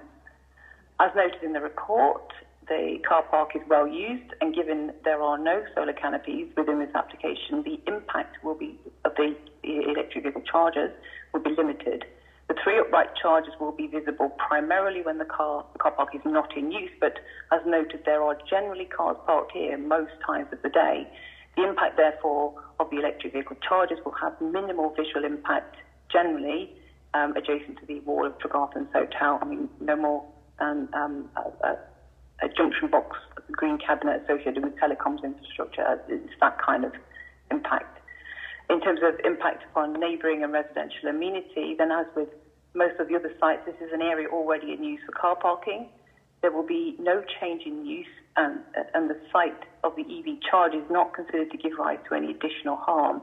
There are no solar canopies proposed in this location, and overall it's considered that the proposal will not result in any harm to amenity or neighbouring land uses. So moving on to highway safety, it's noted that the siting of the upright chargers of 2 of the car parking spaces, though that's those dedicated to the Go EV car share, will require the car parking spaces to be longer by about half a metre. This does not restrict the access to the car park, but it will reduce the manoeuvring aisle for vehicles to negotiate the car park generally for those 2 spaces at that point in the car park. It's considered that whilst this does not make car parking spaces inaccessible, it does make spaces less convenient, as generally more vehicle manoeuvres will be required to park or leave the car park, particularly for larger vehicles. This can have a knock-on effect of slowing turnover of vehicles as vehicles wait to park, which could cause some localised congestion. There are therefore considered to be some impacts to the function of the local highway network as a result of spaces being more difficult to manoeuvre than currently. Additionally, the proposal will see the permanent reduction in general use car parking by 2 spaces, which will be dedicated to the Go EV car share vehicles. There is therefore considered to be some additional impact in terms of some vehicles having to find alternative spaces to park within Hewtown. This is again, however, offset by the alternative provision of the use of the electric vehicle car share vehicles. It's considered, therefore, that the main impact upon highway safety arises from the reduction in manoeuvring space, which, combined with the 2 spaces lost to the Go EV car share, could give rise to localised impacts upon the function of the local highway network. Officers have weighed this issue in relation to the long-term intention of the project, which is to seek to reduce vehicles on the roads of the Isles of Scilly. Whilst it is identified that there will be some short-term impacts upon the road network, it is not considered that this will result in an unacceptable impact on highway safety that would sufficiently be severe as to withhold planning permission in this case. And on this basis, this application is on balance recommended for approval. Thank you, Lisa. Councillor Marcus. Thank you. Yeah, I would support this application. We're losing just over 10% of the parking spaces in that area. The impact, as highlighted and explained by Lisa, will be minimal. Therefore, even though this has generated the most amount of comments on the application, out of these applications, I would propose this recommendation. Thank you. Any other? Councillor Dean, please. Yeah, I think the loss of 2 parking spaces in such a small car park is significant, and I think it would have a big effect on people working from the quay. I also think that having the car share scheme vehicles there is actually encouraging people to drive up and down through Hugh Town, which is basically what we're trying to avoid. So they'd be better off parked the other end of Hugh Town. I'd also argue that the car share vehicles will be used mainly by people visiting from the other islands, which will actually increase the amount of traffic on the islands, whereas before they would have walked or cycled, which is what we're trying to encourage, or taken a taxi. So I have massive reservations about taking 2 parking spaces out of the Mermaid car park. I think we probably could have got away with 1, but 2 I think is a bit much, especially on a scheme that is, we don't know how successful it's going to be. My understanding is it's quite straightforward to change a general charging point to one that's exclusively for the car share, but to do it the other way around is very difficult. So I would have preferred there to be 3 general charging points and just 1 dedicated to the car share. So I would propose a refusal of this application. Okay, thank you. I have 2 other people. I think Kent Mumford. Yes, I would like to second Councillor Marcus's proposal. I think we have to look at the wider picture here. We were trying to reduce the fuel cars and the diesel, so we've got to look right forward to 2035 when we've got to get our carbon emissions right down. So I would vote for this one to go through. Thank you. Thank you. Is there? I think there's somebody else wishing to come in. Councillor Legg. Councillor Legg, thank you.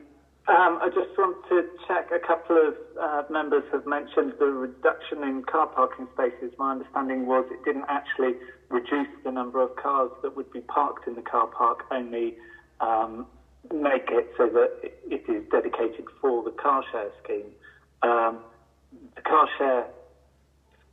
The car share cars could still be parked there anyway, so it's not actually reducing the number of car parking spaces. Is that correct? There's no physical loss of car parking spaces. The car share scheme, it would result in 2 of the 18 spaces being kind of dedicated, restricted for use by anyone else, because the vehicles that would be on charge would be parked there when they're not in use. But any car parking space is filled with a car when it is not in use. So the council or the car share can bring cars, as anyone can, to the island, and they will be parked somewhere when they are not in use. So there's no reduction in car parking spaces. Yes. Thank you. Thank you. Councillor Dean again, please.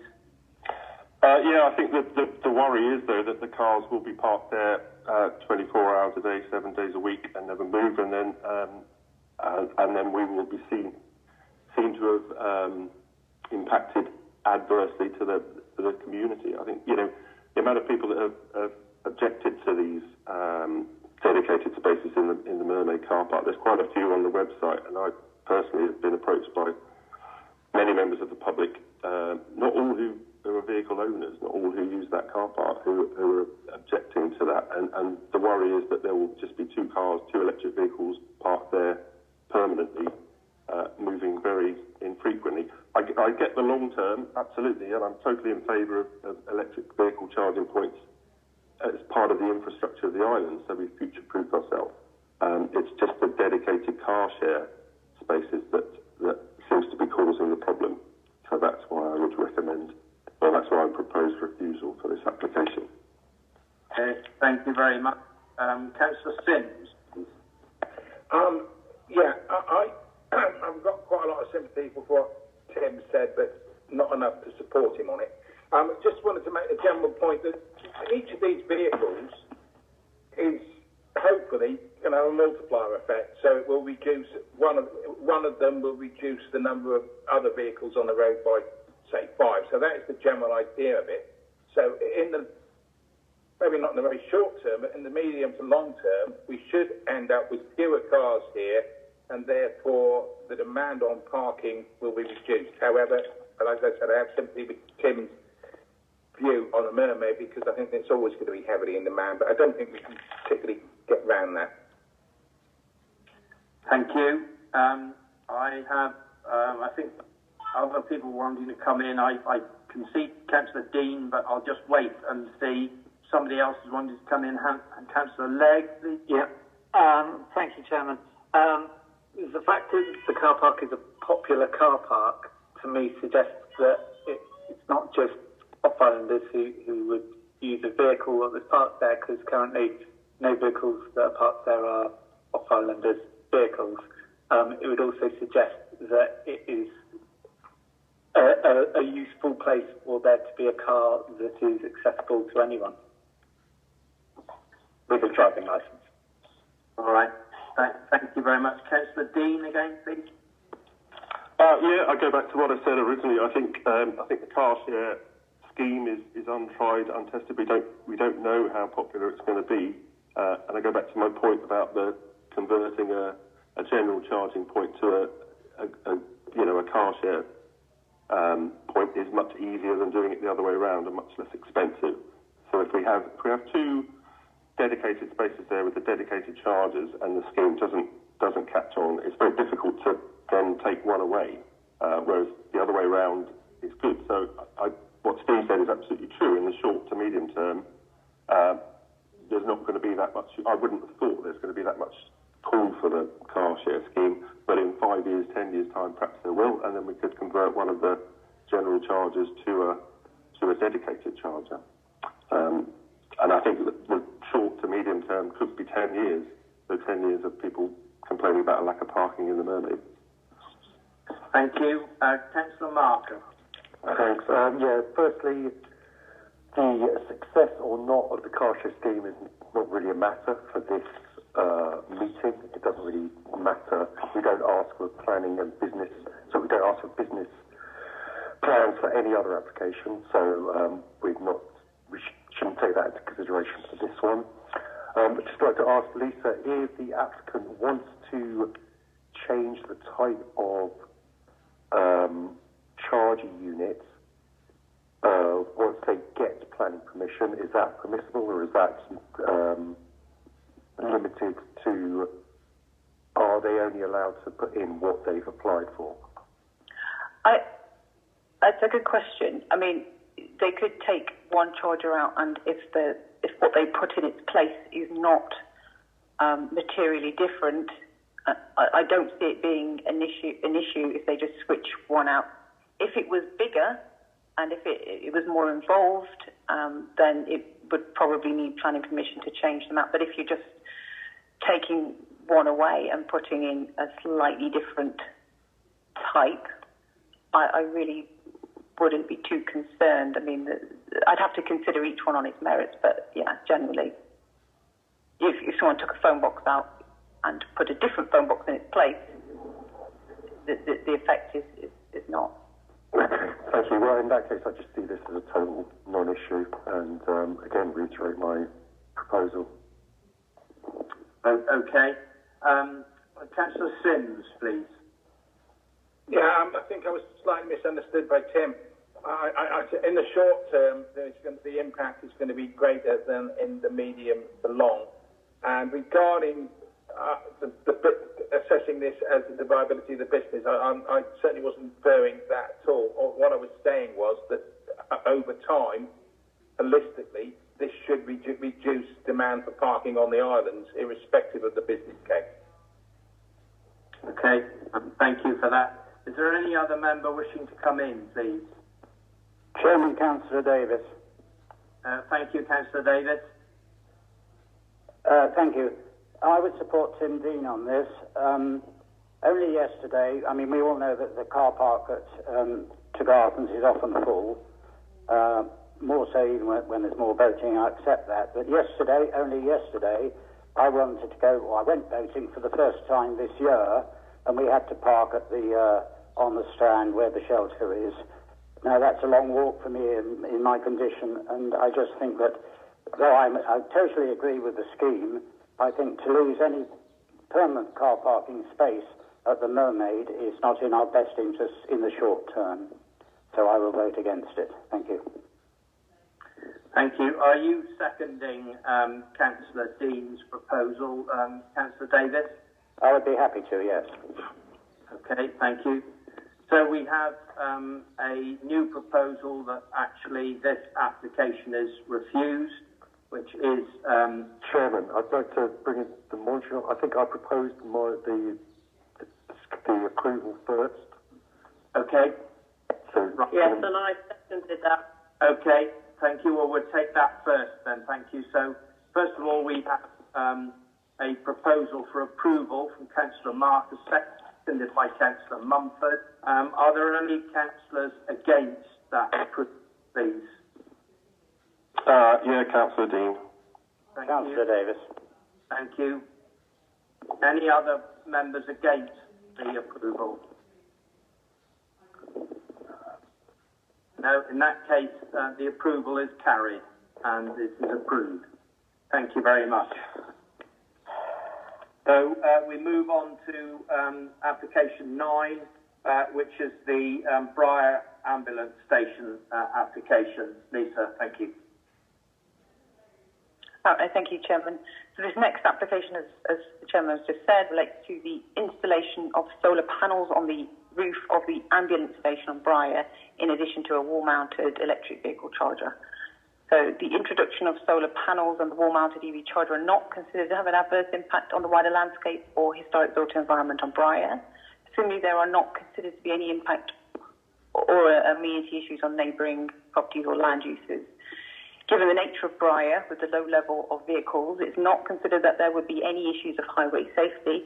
The installation will enable the generation of renewable energy and the use of electric vehicles, and overall this application is recommended for approval. Thank you. Councillor, I know Councillor Barclay is unable to be with us today. Unfortunately, she has a medical appointment, but Councillor Marcus, would you like to take this prior application as well, please? Yeah, I can't see any reason to refuse this application, therefore I'd like to propose its approval. Thank you. Do I have a seconder, please? I'll second that, Councillor Mumford. Thank you, Councillor Mumford. Before I take the vote, any other member wishing to speak on this application? No, we have proposal, Councillor Marcus, seconded by Councillor Mumford. Are there any members against this application, please? No, then that's approved. Thank you. Application 10, which is Telegraph Road. Thank you, Lisa. Yes, thank you, Chairman. So the 10th application out of the 12 submitted relates to an installation at Telegraph on St Mary's, which is P20037. This site comprises one general use electric vehicle charging point that can charge 2 electric vehicles and associated parking bays. The proposal does not include a dedicated Go EV car share vehicle or charger or any solar canopy. In terms of the wider impact issues and the impact upon the historic built environment, and it's noted that whilst the proposal is located in a much more remote part of St Mary's, is located within the Telegraph area, which comprises relatively modern domestic properties. It's located on the edge of the highway, within part of the road which does not block the carriageway, but is used for off-street parking. It's a low-rise structure that would be less intrusive than, say, a telephone kiosk or a no more intrusive in the street scene than a junction box associated with telecommunications. It's considered that the impact of the installation of a single general use EV charger would have a neutral impact visually. There are no concerns identified that would suggest this proposal would harm the AONB or conservation area designations. In terms of neighbouring amenity issues, then as noted with the other sites, this area is already used for the parking of cars, and as no solar canopy is proposed, it's considered that the size and position of the EV charger will not give rise to any residential amenity issues. It's noted that the field access is located to the northwest of the proposed site. It does appear that vehicles entering this field do so relatively regularly, and tracks suggest they cut over this area of hard standing to access the field. What is apparent, however, is the field access is actually aligned with the grass verge rather than the area of hard standing. The proposed EV charger and the parking bays would not physically restrict access to this neighbouring field. The proposed installation would not have a greater impact on the current use of the site as off-street parking. Overall, therefore, it's considered that in terms of impacts upon neighbouring uses, the proposal would be acceptable. The final issue, therefore, at this site is whether the proposed EV charger and parking bays gives rise to any issues of highway safety. Telegraph Road is one of the main adopted highways that connects the north side of St Mary's with Hewtown, and as such it is a through road with vehicles passing through and not just negotiating parking arrangements. As this site is close to a sharp bend in the road, vehicles are unlikely to be travelling at 60 miles per hour, which is the permitted speed limit. Additionally, the proposal does not block or restrict the carriageway in any way. A vehicle using the EV charger would not have to reverse into or out of this space, and on this basis it is considered that the proposed installation would not give rise to any additional issues over its current informal parking use. The scheme does not include a dedicated EV car share vehicle, so unless a private electric vehicle was on charge, there would be no impact upon the car parking arrangements as currently. Overall, it's considered that there would be no significant impact upon highway safety as a result of this proposal. Thank you, Lisa. Councillor Marcus? Yeah, I've got nothing more to add to this one. I propose this recommendation. Thank you.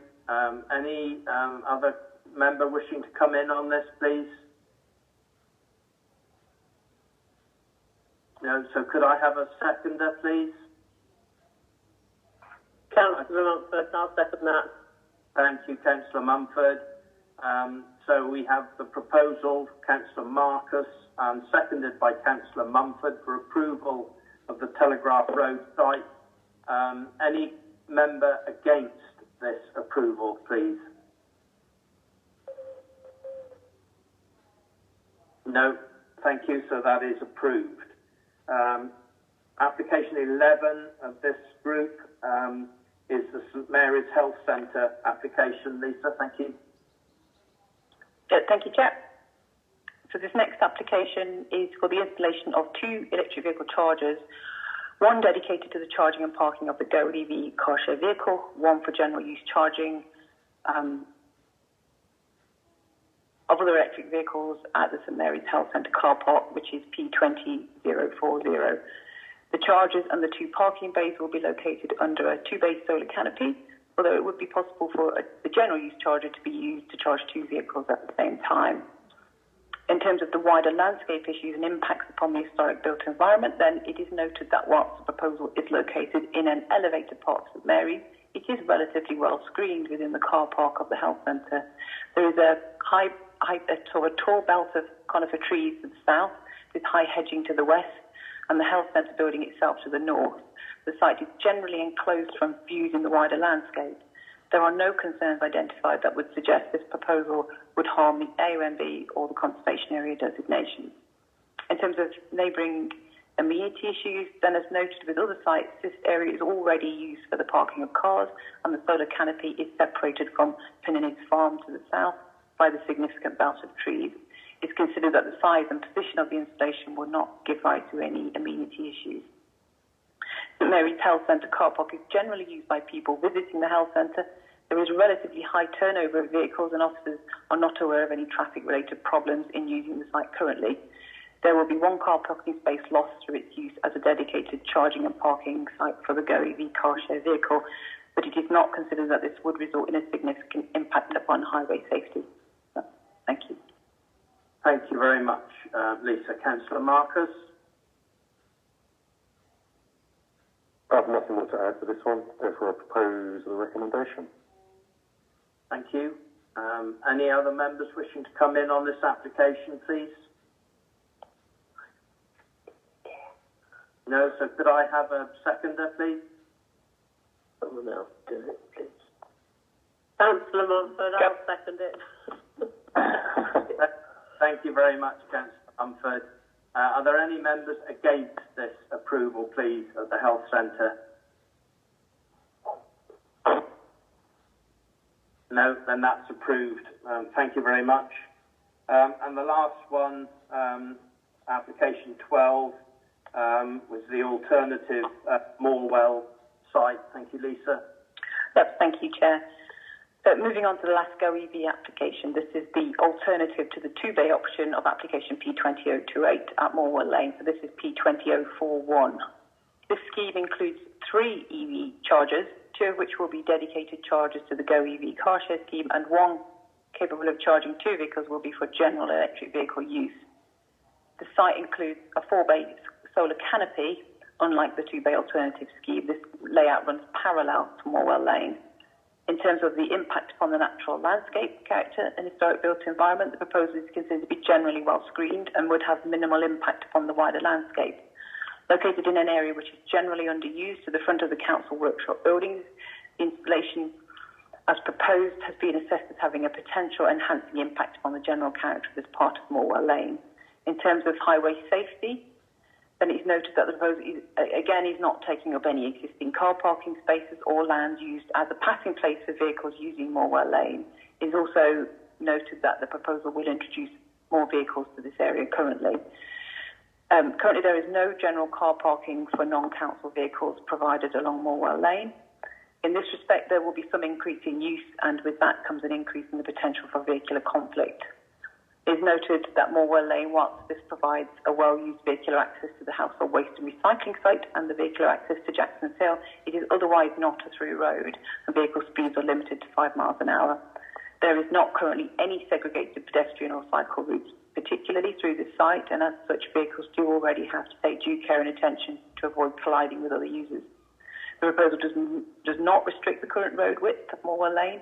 It does not restrict any manoeuvring space for vehicles, and as such, the increase in risk to highway safety are limited to the safe manoeuvring into and out of the proposed EV charging spaces. Given that due care and attention is already required by vehicles and the limited speeds at which vehicles are travelling, it's not considered that the proposal will give rise to a significant increase in highway safety issues, and on this basis the application is recommended for approval. Thank you very much, Lisa, and for all the work on these applications. Councillor Marcus, please. Well, I've got slightly more reservations about this one than the other Morwell application, given that it's poor vehicles. Yeah, I can't see any significant reason, given that I can't see any significant reason to refuse the application. Therefore, I propose it. Thank you. Councillor Smith. Thank you, Chairman. As noted, I questioned whether we could have the 2 applications for Morwell Lane here. We have voted through the first one. I have reservations about this second application for the 4-bay because it results in the loss of hedgerow. As a council, we should be supporting the retention and enhancement of biodiversity. Therefore, I can't support this application. I'm going to propose refusal. Okay. Any other councillor wishing to come in on this, please? Yes. Dean. Sorry. Councillor Dean.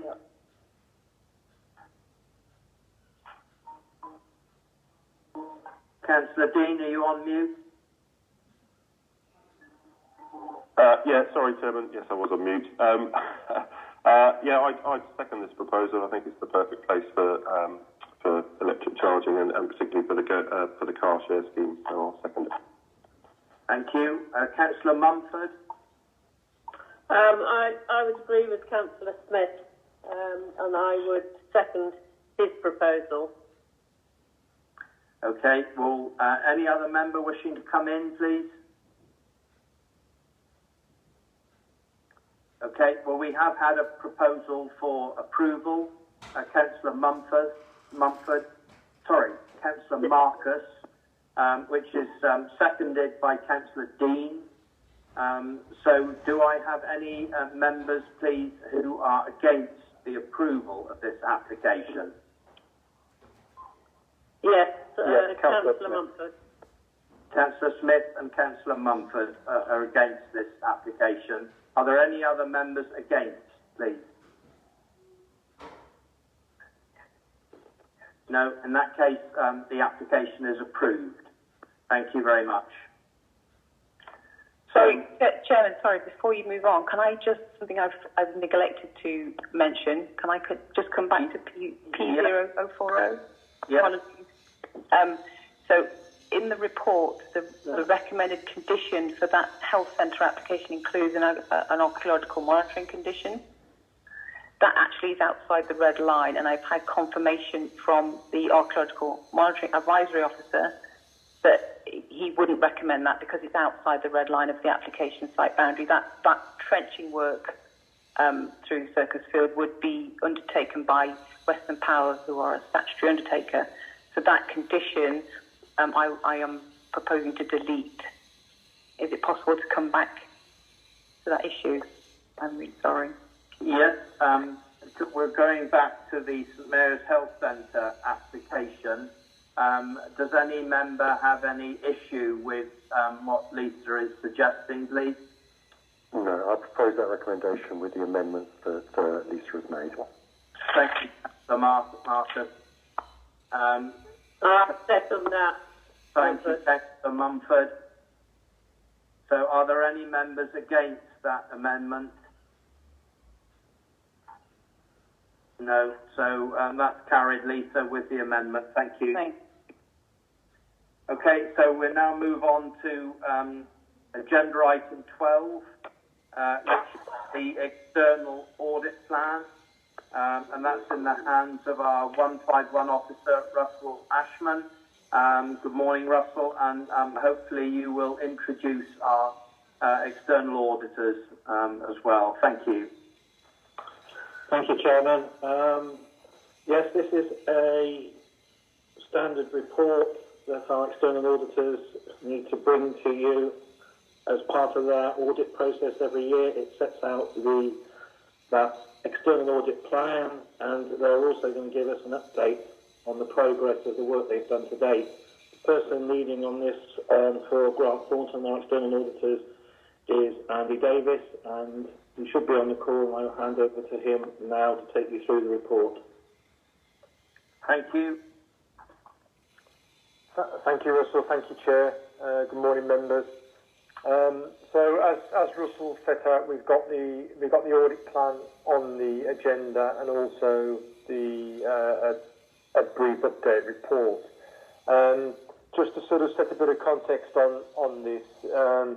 Obviously, you'll sort of cast your minds back to February. We signed off the opinion on the 18-19 accounts in February. We issued a clean, unqualified opinion on the accounts, and a qualified except for on the value for money conclusion in relation to the sort of non-financial performance reporting. Importantly, as part of that reporting, we closed off the Section 24 recommendations that had been raised back in the audit year 2015-16, which reflected a sort of a significant improvement in arrangements over that period. So, in terms of where we are now, we've completed our planning off the back of that signing of that opinion, and we've now got the audit plan that's coming to you at this time now, but also it's coming at the same time as we're actually undertaking the audit.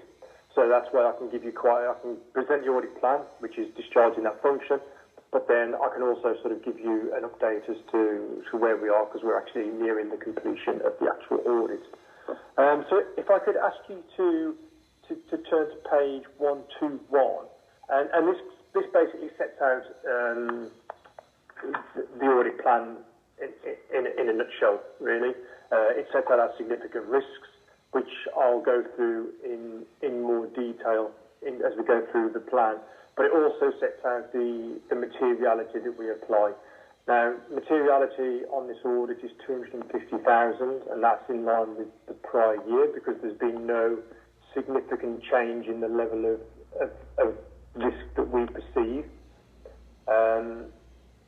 What materiality effectively means is if we found an error whilst we were auditing the financial statements that was above £250,000, either individually or collectively, that would impact on our audit opinion. And sort of jumping ahead to the sort of the next report is, to date we haven't found any issues that would make that happen. Importantly for you as those charged with governance, we also have a level of triviality, which is £12,500. Our audit findings report, which is due to come to you in September, I think September the 10th is when we will conclude the audit. We would report any errors above that value. So as you can see, there's quite a high level of assurance on the Isles of Scilly because materiality is quite low, and obviously the level of triviality is also low. Value for money wise, we've identified the two significant risks around financial sustainability and financial governance and internal control. And again, I'll come on to that as I move through the actual audit plan. The other thing just to point out on this slide is around sort of the audit logistics, and more so around the fee for the audit, which has been set at $33,960, which is in line with the cover report. So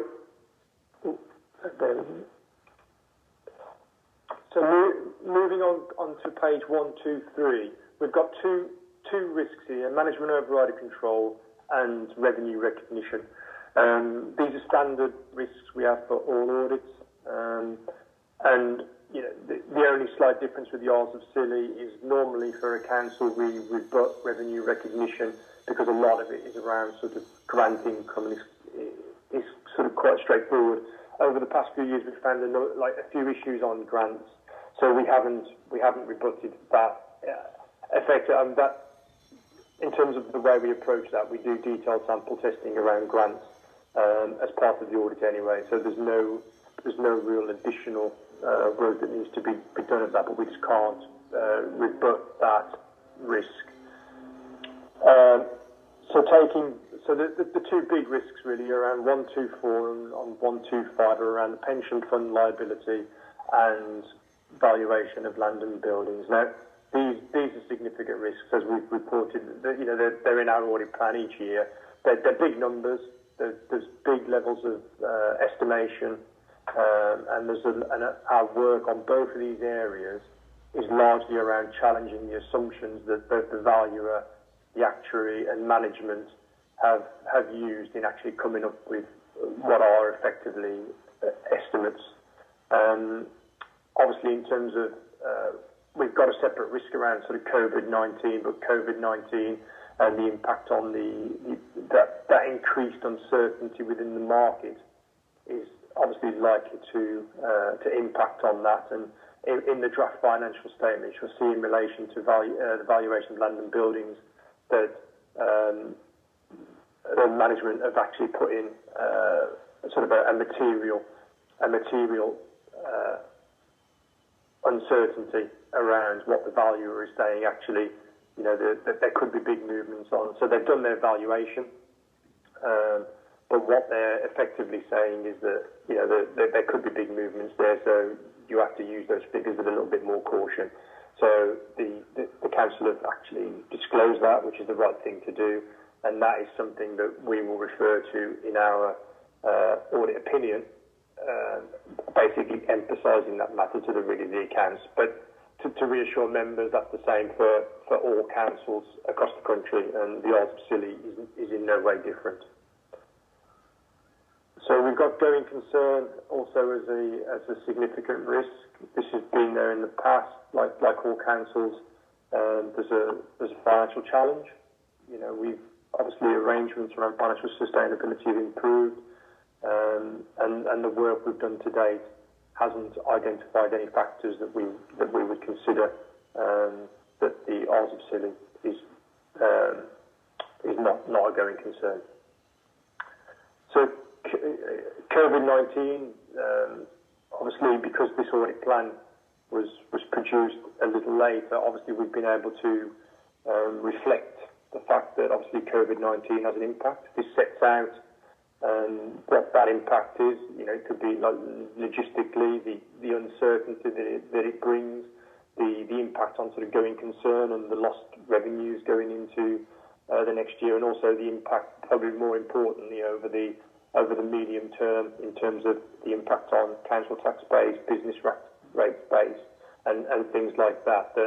You know, it's pleasing to see from reviewing that's all sort of coming through in the papers that have been coming to full council, and the reporting and the transparency has been really good in that area.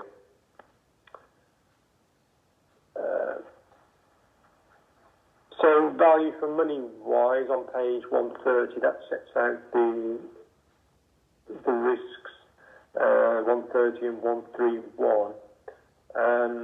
Again, financial sustainability, I won't go into that in any more detail. You know, it is where it is. It's largely, obviously, there's a lot of uncertainty now, and we're still kind of completing our procedures in that area. But at the moment, you know, we've got no significant concerns in that area. And financial governance and internal control is largely off the back of where we were last year in terms of the acceptable value for money conclusion and a follow-up to be completed on progress that's been made in that area. The other thing I just need to quickly communicate is obviously as auditors, external auditors, it's important that we maintain a level of independence. We've got no independence issues that we need to bring to your attention in terms of us being able to discharge our function as your external auditors. Chair, I'll before moving on to sort of an update, I'll pause there for any questions for members on the actual audit plan. That's okay. Yeah, thank you very much, Mr. Davis. Avril Mumford, please. Councillor Mumford. Good morning, Mr. Davis. Welcome to the Isles of Scilly. What would you consider is going to be the biggest impact of COVID-19 on our audit? Thank you, Councillor Mumford. In terms of the in-year impact, there's actually very little in terms of 1920 because COVID-19 and lockdown and everything that came after that happened 2/3 of the way through March 2020. So in terms of the impact on income, expenditure and the balances that are there at that point, then there's no real impact. The bigger impact is more around the medium-term financial planning and sort of the going concern in terms of lost income and the impact of that, and then going into the medium term, what the impact might be on, you know, business rates and council tax collections and what that means in terms of the sort of the financial challenge.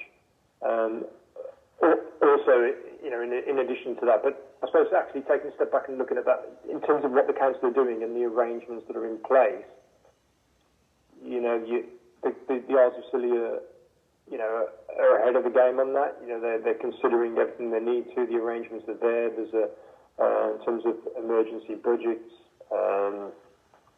and everything else that's going on, and in terms of revising the medium-term financial plan going through into the autumn. The biggest thing in terms of 1920 is, like I say, the uncertainty that it creates around the volatility in markets and the impact that might have on the valuations around the property, plant and equipment. We have to be careful now about the use of PPE because it's got a whole new meaning now that's probably far more important than assets. But yeah, so the property, plant and equipment is probably the one where there's likely to be the biggest impact, but the council have disclosed adequately what we would expect them to disclose.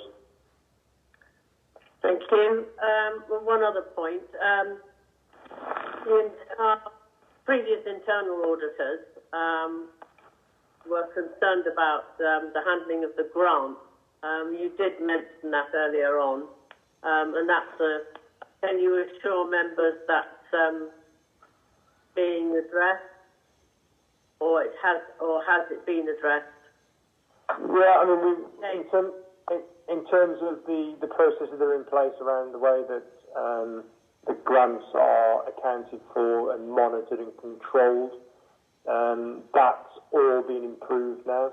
So that's where it needs to be. So yeah, that's all progressing nicely. And to date, our testing of grants hasn't identified any issues.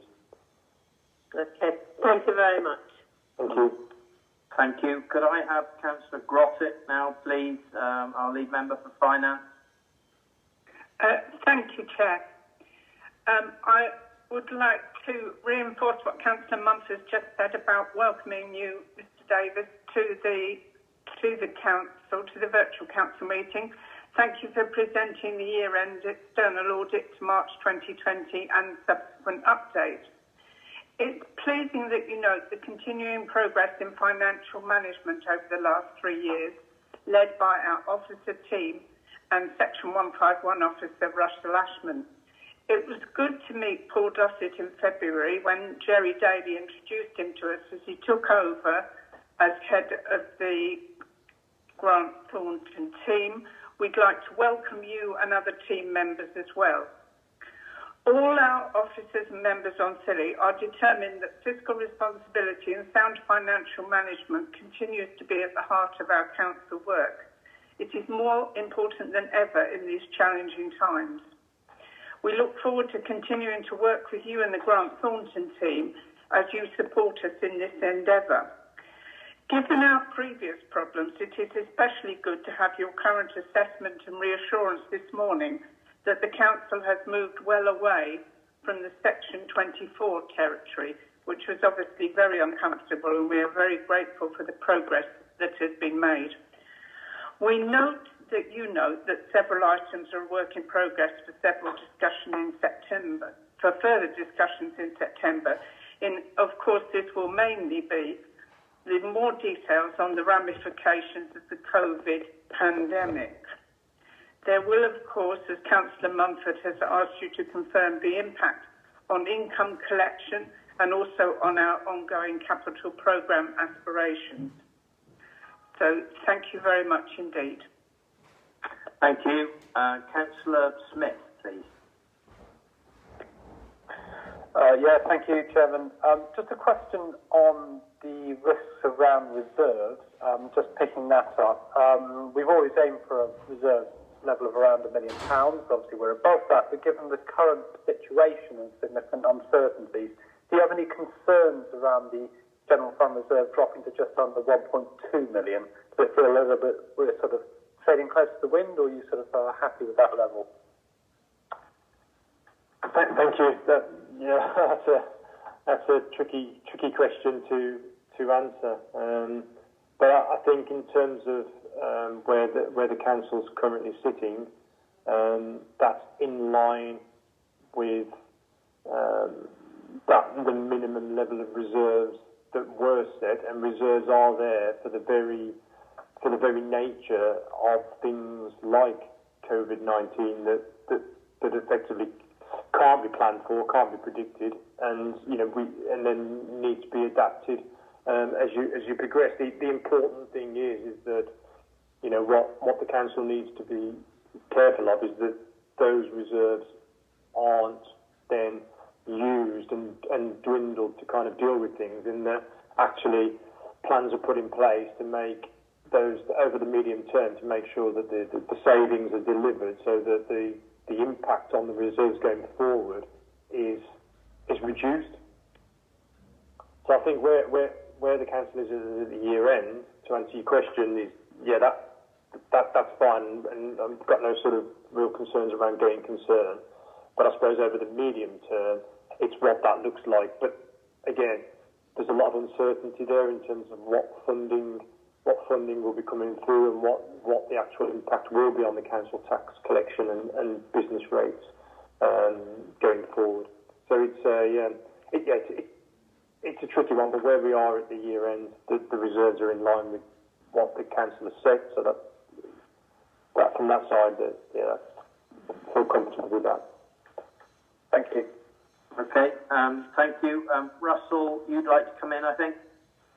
Yeah, I just wanted to come in on the reserve issue. That, I mean, at the end of last year, I think our general fund reserve was much higher than 1.2 million. It's closer to 2 million. And at the moment, not anticipating having to draw that heavily on it for this financial year. So I think we've got a very strong position where we are on the general fund reserve at the moment. Excellent. Thank you very much, Russell. Are there any other members waiting to come in, please? Mr. Davis, would you like to continue then? Thank you. Thank you, Chair. So just moving on then to the update report. This sets out where we are now. So we started the audit. We started the audit on the 29th of June. And I suppose, just taking a step back from that, obviously COVID has had this impact where deadlines have all shifted. You'll be aware that the local authorities normally had to submit their draft accounts by the end of May, so the 30th of May. That deadline has been moved to the end of August. And the July audit sign-off date, which was the 31st of July, has now moved to the 30th of November. So there's been a big shift, and that's a recognition of the fact that actually there is this logistical challenge that is going to be created by COVID-19 and people having to work largely remotely.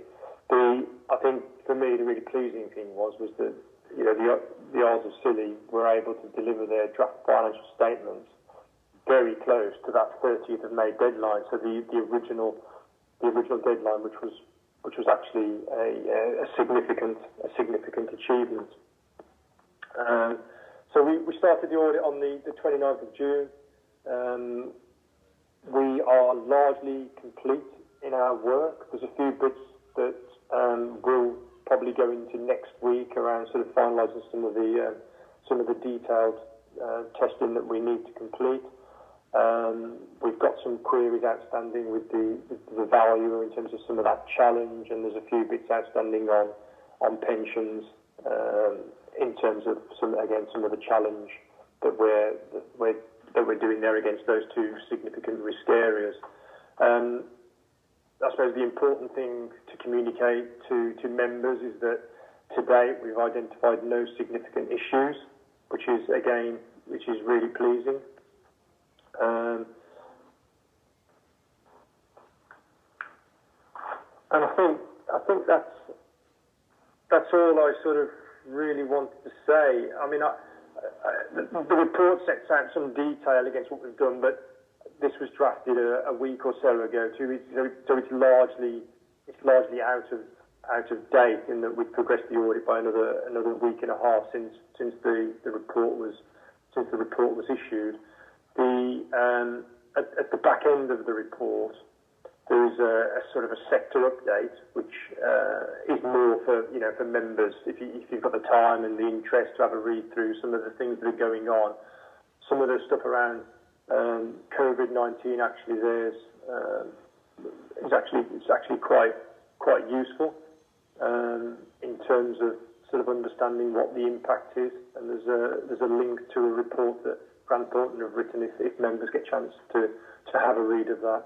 And if you do and you have questions off the back of it, then I'd be more than happy, either myself or Paul, to answer any of those. Okay.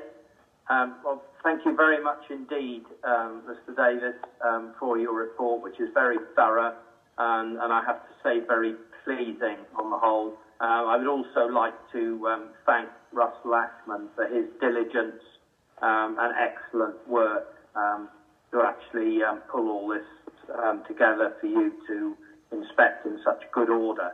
So thank you, Russell, once again for your efforts on our behalf. And if no other member wishes to come in, I'd like us to take the recommendation. Are there any other questions from any members, please? No, thank you. Well, could I have a proposer for our recommendation, please, that we consider the external audit plan and progress on to the audit for the year ending 31st of March 2020, raising any issues, questions or areas of clarification with the council external auditors as appropriate. Could I have a proposer, please? I propose that, Councillor Mumford. Thank you. Seconder, please. Happy to second, Councillor Grottick. Thank you, Councillor Grottick. Are there any members against this recommendation? Then that's carried. Thank you very much indeed.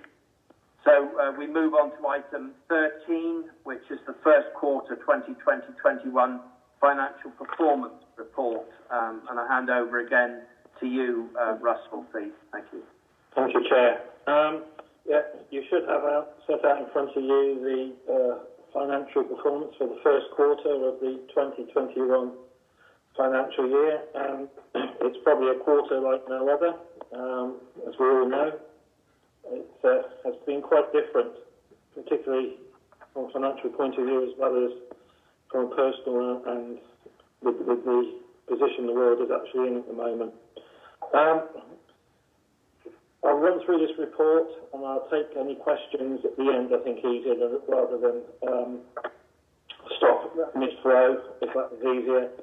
So we'll start with the revenue budget monitoring, and I have picked up our position in some of the COVID reporting in previous meetings, but when we've actually done the fuller picture at the end of the first quarter, and this is taking into account getting no further assistance from the government at the point that we wrote this report, the issue is that we would be predicting an overspend of £557,000 for the year.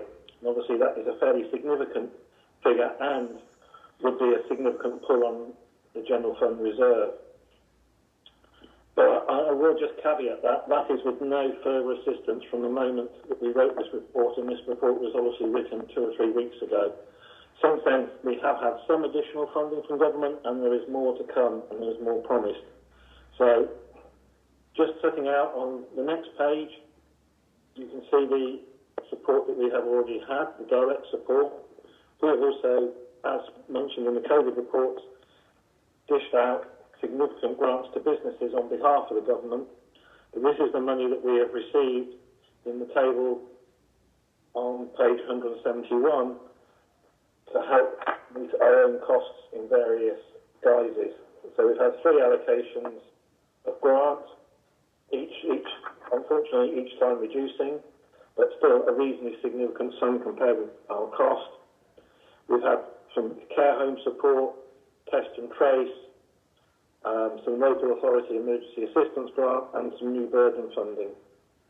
So about 346,000 in total. We haven't included the 30,000 for the High Street at the moment because rather than a payment of grant, that will be done on a drawdown basis, and we've already had a discussion earlier that we're uncertain how much, if any, we can draw down from that fund. What is promised is still further funding from central government, in particular around loss of income. Now, of that 557,000 predicted overspend, 500,000, most of it is down to the loss of income that we're forecasting going forward. And predominantly probably around our activity at the airport is a big part of that, but there's also other areas where we've been unable to charge for services during the first quarter, and that's likely to run into the second quarter and maybe further into the year. the government have proposed that they are looking at finding a way of recompensing local government for this, and they have proposed a plan around that councils will have to meet the first 5%, and thereafter the government will fund 75p in the pound of any loss of income. We haven't allowed for any of this in that 557,000 at the moment, so I will get to that in a minute. The returns for that are being done as we speak and are due to go in this week, so hopefully we will get further support for the loss of income. I will just caveat it a little bit that it will probably be a struggle to, if you're assuming that we will now get a percentage equivalent to just over 70% of our loss of income, I think we just need to be a little bit wary that there are some things that the government probably will disallow. We're probably more likely to get about 50% to be in real terms. But again, it will be support that we welcomed. We're obviously going to be suffering further losses through council tax and business rates in the collection fund, although I'll touch on that in a minute later. Performance in collection doesn't seem to be an issue at the moment, but what will be an issue is that the tax base, i.e. what we can actually physically collect, is reducing. So what we're allowed to collect, we're performing well on, but you've got to remember that the tax base will reduce as people apply for local council tax support. And finally, the airport, which has had a significant amount of support in the first quarter from the Department of Transport. Again, we're all hopeful, as the Chief Executive said, that the funding will continue and we will get further funding. But when we grew the line at the financial position at the end of the first quarter, the assumption was that there would be no further funding. So it is a worst-case scenario that we have predicted here. That is predominantly down to the position with COVID. There are some other small variances, probably nothing to really draw members' attention to other than probably due to the COVID emergency coming in March, that there has been some additional expenditure on water services which have drifted in to our accounts in April. These are the physical payments against estimates that we would have put in at the end of the year, but goes to show that perhaps with the COVID situation we didn't collect all the estimates as accurately as we would have liked, and some of the payments have been slightly higher. I think the other thing to draw members' attention to is that last year when we produced the outturn report, you will see that we balanced the council spend to budget. And the main reason for that was that we had quite a significant underspend that occurred in the fourth quarter from adult and children's services. Currently, we're predicting those in the main forecast to be on budget, but I think, and speaking to the senior manager, there is scope there that will underspend this year as well. So if we take into account the position that we are in, which is 557,000 overspent, at the bottom of page 172, I've set out a little table that says that if we're very prudent and we assume that we will get about 200,000 from the government on loss of income, which is a prudent approach, that we will still get some support for the airport going forward. Maybe not all covers all our losses, but we get some, and that we do underspend in children's and adult services. In essence, we would actually mitigate that overspend, and we would be very close to balancing the budget with little or no impact on the general fund reserve.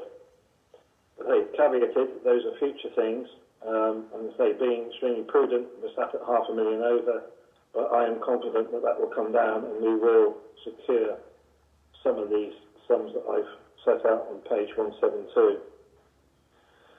Moving on page 173, you will see that the revenue expenditure by type of expenditure clearly sets out that our big issue is loss of income of some 510,000, which is the predominant variance that we have at the moment.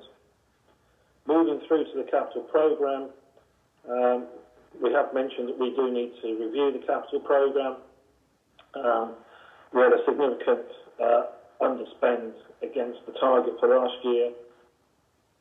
That rolls forward, but it obviously gives us a position where, in theory, we have a capital programme spend target for the year of nearly £5.5 million, which we will not deliver. Some of that money will move forward to future years. That piece of work is ongoing. We've instigated a fuller review of the capital programme with the senior managers, and we'll also be reviewing whether any of the schemes, particularly the council-funded schemes, which are the second half of the table, are still prevalent and priority going forward in post-COVID. So we've spent 465,000 to date, way behind the 25% for the first quarter that you could reasonably assume. But I think we'll update those cash flow forecasts for the second quarter, along with removing any schemes that we don't think are relevant. One thing to draw members' attention to, and it's in the recommendation, is that, as members are aware, the swimming pool has been closed for some time due to breakdown and equipment faults. We've identified the work that's needed to bring that back into operation. It will cost a sum of about £25,000, including contingency, and there's a recommendation here that we add that £25,000 as a new scheme to the capital programme and fund it from prudential borrowing, so that the pool is brought back into use. And then perhaps over the next couple of years, we look at what the longer term solution is for that facility. In terms of the major schemes that we have within both revenue and capital, the two big schemes that we report on here are the GoEV electric vehicle share project and the voucher scheme project. Both of them, I won't touch on in too much detail, but both of them are way behind the approved budgets as we stand today. But both of them are in the process of being negotiated, revised cash flows with the funding partners. And at the moment, we have had positive feedback from those funding partners that we will be able to move that money forward or back, depends on which way you look at it, but to reflect that we haven't spent that much to date, and that obviously COVID has had further implications. Moving on through page 177, the top of page 177, you will see what has been the impact on our savings plan. We monitor our savings plans as part of this, our quarterly finance performance reporting. And I think first thoughts are maybe the savings plans would have been adversely impacted by COVID, and have we had time and resources to look at those? But actually, having done a review of them and revisited the RAG rating, in actual fact, of the 397,000 we were anticipating delivery, 390 still seems quite a possibility. And in fact, I've had further feedback from one of the senior managers on a couple of those, which we've distinguished as being either red or amber, to say that they are actually closer to being green now. So in fact, the 390 probably needs to slightly increase. So I think we're actually on target to deliver our savings, which may be a bit of a surprise to members, but we'll keep it closely monitored going forward. Another surprise is probably at the top of page 178. Surprised me slightly when we had the June figures in, that actual collection rate on council tax is slightly better than the target. We've got a 31.5% collection rate against the target of 30% for the period, but the caveat is that the total amount we are collecting is going down. We are collecting a better collection rate of what we can collect, but the base is being reduced by people who will be eligible for benefits and council tax support. So we will need to be monitoring that carefully and what the impact will be on both this year's position and future years. Government have said that they will provide support for losses in collection funds for reduced council tax and reduced business rates. The details have yet to come out and will be put in with the spending review and settlement in the autumn. Business rate collection performance, again, a very significant outperformance of our target, and I think this, as I set out in the report, really reflects the fact that our actual collectible base has come down considerably because government have put in a load of additional reliefs to try and mitigate COVID. That means our collectible base has come down, but a couple of the larger payers, and the council is one of those, have paid their business rates in full, and therefore it gives us a very comfortable collection rate of 60% at the end of the first quarter. Water rates collection. Now, although we're not the water authority anymore, we obviously did have bills outstanding at the end of the year. Some of this was stuff that is being collected through instalments or payment plans where people have had difficulty paying. Plus, obviously, there was the meter readings from the last quarter. Probably slight concern here that in the first quarter that we have collected so little of the amount that's outstanding. But obviously, one of the reasons is that we have eased right off on collection of debt, both here and on housing and on sundry debt. It was just seen not to be appropriate to be chasing outstanding debt hard through the first quarter of this financial year. So hopefully that will come back in the second quarter, but there is a slight worry there that there is a more significant sum outstanding still than I would have liked post handing over the water authority to South West Water.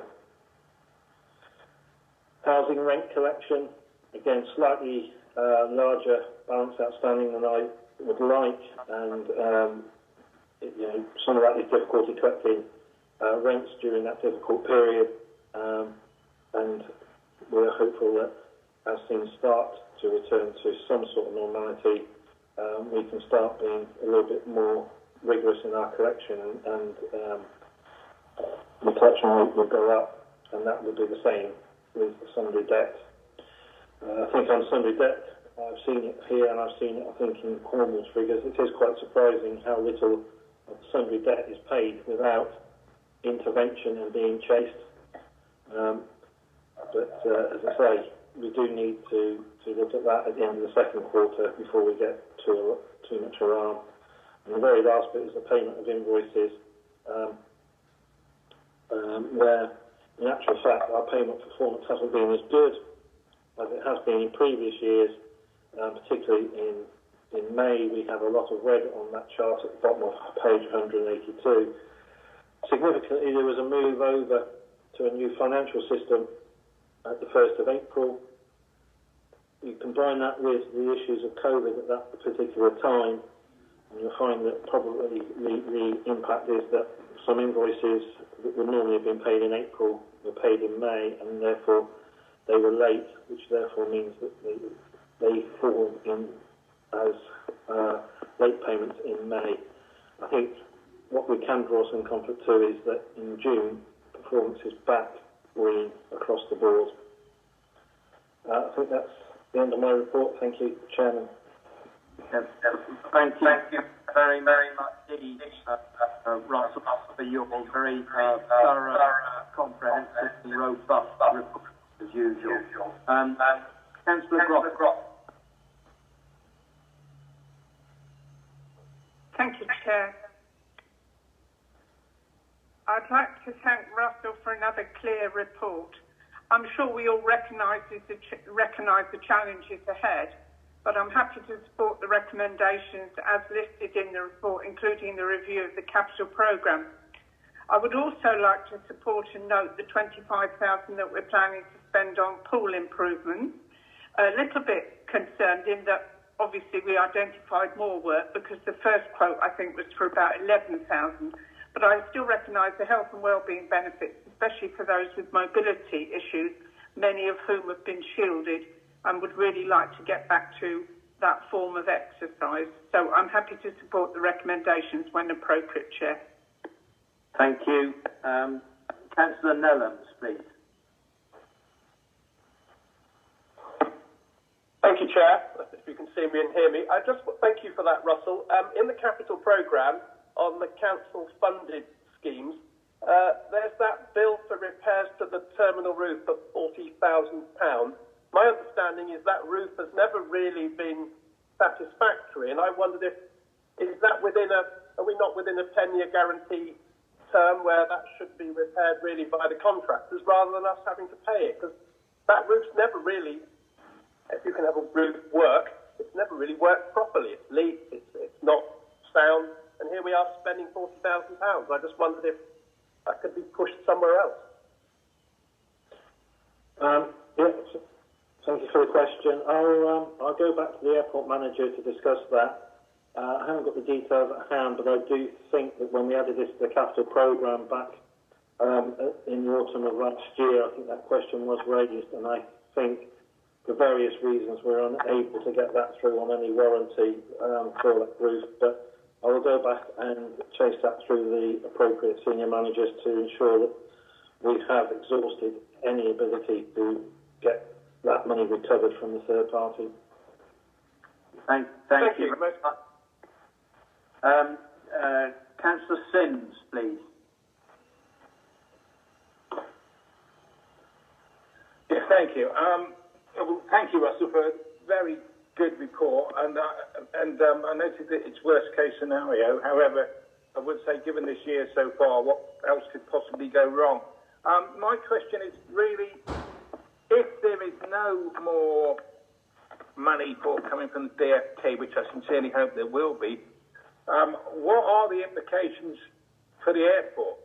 Because its viability sort of ceases to be, and obviously the council's not in a position to subsidise it. Thank you for the question. Yes, the question, what happens if we don't get further support for the airport from DFT? I'll also wrap into that the uncertainty around how much activity we will see through the airport from now or through July, through the autumn and even into the winter. Will we see anything resembling normal, a normal level of activity, etc.? All that will feed into the same equation. I think for the year as it stands at the moment, when you say whether it's sustainable, the issue at the moment is whether what the airport looks like for the current financial year. The current financial year, if we don't get any further support from the Department of Transport, the council can cope and can fund any loss that is there. The sustainability will be what does happen next year. If the economy begins to bounce back, the airport hopefully will be able to wash its face again. I think, as I say, the impact of this year we can deal with. I'm optimistic that we will get further funding from the Department of Transport, albeit maybe not as much as we would like. I think the implications that I worry about more, I have to admit from the council's perspective, is if there isn't further Department of Transport support for the transport operators as a whole, how does that then leave the islands and the provision of council services if we have limited or no transport between the mainland and the islands? The airport itself, I think we can deal with for the remainder of this year. It would have a negative impact on other services. We would have to be looking at making savings elsewhere to mitigate it. We would draw on reserves, but then those reserves would have to be repaid over a period of time, i.e. the next 1 or 2 years. But I don't think we would be in a position where we would have to close the airport. But as I say, if there was no operators around, I think that has a bigger impact because the council relies on those transport links to deliver its own services. Thank you, Russell. I think Jonathan Smith next, please. Thank you, Chairman. Thank you, Russell, again for excellent report. Just would like to draw on a few points. The voucher scheme, obviously, we understand spending is below where it should be. The implications are that, obviously spending needs to increase soon. Is there a risk of clawback? But obviously we're operating in quite a difficult environment for businesses at the moment. On the voucher scheme, I don't think we have any clawback risk there. On the voucher scheme, we hand out the money to businesses on the preparation of submissions they make. Those submissions will have been in accordance with the scheme, and if the scheme underspends, the scheme will underspend, and I don't envisage that clawback. Clawback happens is when we don't deliver within the confines of the outcomes that were in the original project, and for this type of scheme, the clawback risks are very low. No, sure. So it's more lost opportunity for businesses if they don't take it up. Yeah. Okay, thank you. On council tax, like you, I was a bit surprised that we were so up on collection rates. Can you just explain what local council tax support is, please? I will try in detail. Just in very brief, Very brief terms, it means that it's a means tested, saying that if people's income drops to a certain level, they can apply for local council tax support. It's usually people that are on other benefits. If they apply and they are successful, they will get differing levels of support, i.e. they may have to pay no council tax, or they may have to pay a proportion of the council tax bill, but it's means tested. And is that burden on the council or on central government? That burden, since I think it was 2012, is now on the council. It rolled into the council settlement to pay for it, albeit as in normal circumstances, it was insufficient for the demand. No, sure. Thank you. And then just on Appendix A, I just noticed some significant overspend on sort of waste and recycling, housing, planning, just getting a handle on why that was, because they were quite big overspends. Yeah, the majority of waste and housing, I think, is down to the how waste is specifically on the income, and most of those are all related to income and being able to recover some of the income. Planning we need to have a look at, because I think a number of the savings that were initiated at the end of last year left the budget very, very tight, and we need to just do a review of that. But the waste, which is the large one, is down to the fact that we haven't been able to charge for trade waste. Yeah. Okay, that makes sense. Thank you. And just lastly, on the swimming pool, I certainly have some concerns around it. I don't really see anything in terms of a business case there. I understand the health benefits. I'm concerned around the kind of longer-term financial costs of it, and it's a big carbon emitter as well, which is very much on my radar. So I have significant concerns around that area. It's not necessarily a question, but a comment that I would make. Thank you. Councillor Sims, please.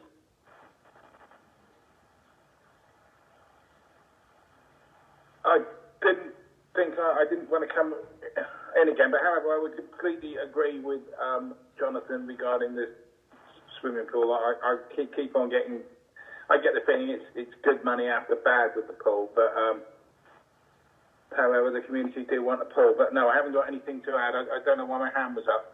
Okay, don't worry. Thank you. Councillor Mumford. Yes, thank you, Chairman.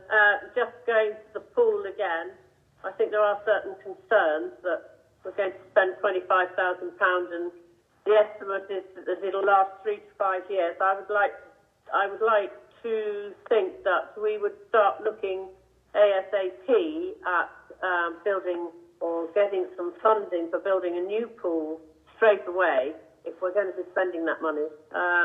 And also, we haven't seen a business case for this, whether the pool actually makes a profit at all. wouldn't want to spend 25,000 and waste it really. But I think we do need a new pool, and I think that should be, maybe we could get together with the academy as well, because they may be able to get funding, whereas we may not be able to, but something that could be looked into, I feel. Thank you. Thank you. I am very conscious of time, members, and I think really we just need to be looking at questions and things to do with the financial performance report. We can talk about swimming pools and the other things in due course. So I noticed various people got their hands up, but could you be brief, please, and to the point? Councillor Grottick. No, I'm happy to discuss that with Councillor Mumford outside this meeting, Chairman. Thank you. Is there anyone else with their hand up, please? Yeah, Councillor Legg. Thank you. It is actually in the recommendations that we increase the capital programme for the swimming pool. So I feel like it is important that we debate this. I too am reluctant to agree to between £5,000 and £8,000 a year on something which has significant financial implications without having seen a business case for it. I'm happy to propose that we note the report. However, I can't propose to increase the capital programme. No, okay. Councillor Legg, I take that on board, and I'm not suggesting the pool isn't important. I'm saying I'm conscious of time. We've got a lot of work to do yet this morning, so I just want to be brief. But Councillor Grottick, you've got your hand up again, please. Thank you, Chair. I'd just like to say that it is an important facility for the school, and also the income is not set against that expenditure. I'm sure we'll be able to cover the interest and a significant amount also in terms of footfall, which is rising. There is an increased usage of the pool just before it sadly became unusable. So hopefully that can be reviewed. Thank you. Thank you. Chief Executive, please. Thank you, Chairman. It was only just to point out, obviously, the reason that the pool is on the report is I brought it to the attention of the informal meeting of councillors to gauge the reaction of members whether they wish the emergency repairs done in time for September. If it's deferred until another full council meeting, which is absolutely fine, member decision, then the pool wouldn't be open in September. Thank you. Well, I think it's time for to take the vote on the recommendations. Chairman, sorry, I'd like to make an amendment to that recommendation in that we have a report on the viability of the swimming pool, as was promised, I think, previously. That was a previous recommendation to council. Can we have that by November or something, so that members can judge whether they want to spend? I've got no problem with spending the money, but I just don't want to keep on ploughing money into the swimming pool without a sound financial business case for that. Now, I accept that, Councillor Marcus, but as the Chief Executive has just pointed out, that means that the children will not have that facility for the autumn term if we're delaying this. I don't know why we would wait till November, but... Chairman, I wanted an additional recommendation to say that we can have a report on the business viability of the swimming pool, as was promised previously to council in previous council meetings to members in November. This has been dragging on again and again and again. We've been promised business cases previously. It's time to actually make a decision about this stuff. Yeah, okay, Councillor Marcus, I accept that. But basically, today we've got to agree whether we're going to do these essential repairs or not. And that's the decision to be made now. And so we'll take both recommendations separately, and you'll have the opportunity to vote for or against. But in the meantime, Chief Executive, again, please. No, absolutely. I think if you remember, members, in part of the discussion about bringing forward the £25,000 for the pool, I said that during the budget setting round this year, we would need to take a view on the long-term viability of the pool. So the previous councillor is absolutely correct. We need to make a decision this autumn on the ongoing costs for the pool and whether you wish to continue to fund them or not. But this is only a temporary measure to get us through to the autumn. Yeah, absolutely. Thank you for that, Paul. So we have two recommendations. Can I take the first one, please? That members note first quarter financial report and the performance as at the 30th of June 2020. Could I have a proposer for that, please? Councillor Grottick, thank you. I believe I actually already proposed it, but I'm happy to second that. Okay. Apologies, Councillor Legg. Thank you. So we've got that proposed by Councillor Legg, seconded by Councillor Grottick. Are there any councillors against the noting of the first quarter financial report, please? No, so that's carried. Thank you. The second recommendation, that the capital programme is increased by £25,000 for the essential repairs to the swimming pool to be funded from prudential borrowing. Is there a proposer, please, for that recommendation? I'm happy to propose that, Councillor Dean. Councillor Dean, and is that seconded by you, Councillor Grottick? Yes, that's fine. Thank you. Are there any members against that recommendation, please? Councillor Legg, I'm against. Yeah, Councillor Mumford. Councillor Mumford, Councillor Legg. Any other members, please? Councillor Sims. Councillor Sims. Any others? Councillor Smith. Councillor Smith. So I have four members. Sorry, Chair. Councillor Nellam's against as well. Right. So that's 5 members against. Any others? Councillor Guy against. Sorry, Robert. 6 members against. So how are we doing in terms of member attendance? Officer Thomas, how does that leave us at the moment, please? Chairman, can we just confirm those councillors that came forward then? So I had Councillors Mumford, Legg, Smith, Sims, Marcus, Nellams and Guy? Yeah, there were 6, I think. Yes. I've got 7 then. With those. 7 against. So how many councillors left? Chairman, may I say something, please? Councillor Grottick. 12 attendees here today. Councillor Grottick. If I could quickly say, this is a material change in service provision. I believe we would need, perhaps we could ask the monitoring officer if we need a community impact survey into the effect of discontinuing pool use ongoing. And also, do we not have a responsibility to the school to liaise with them, because swimming is part of the national curriculum, and I think we no longer expect the children to learn to swim in the sea.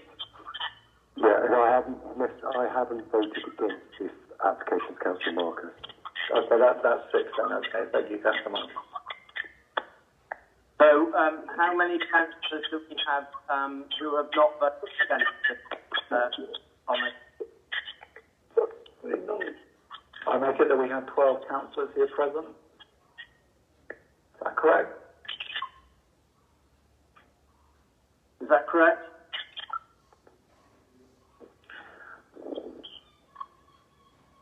In that case, I will vote for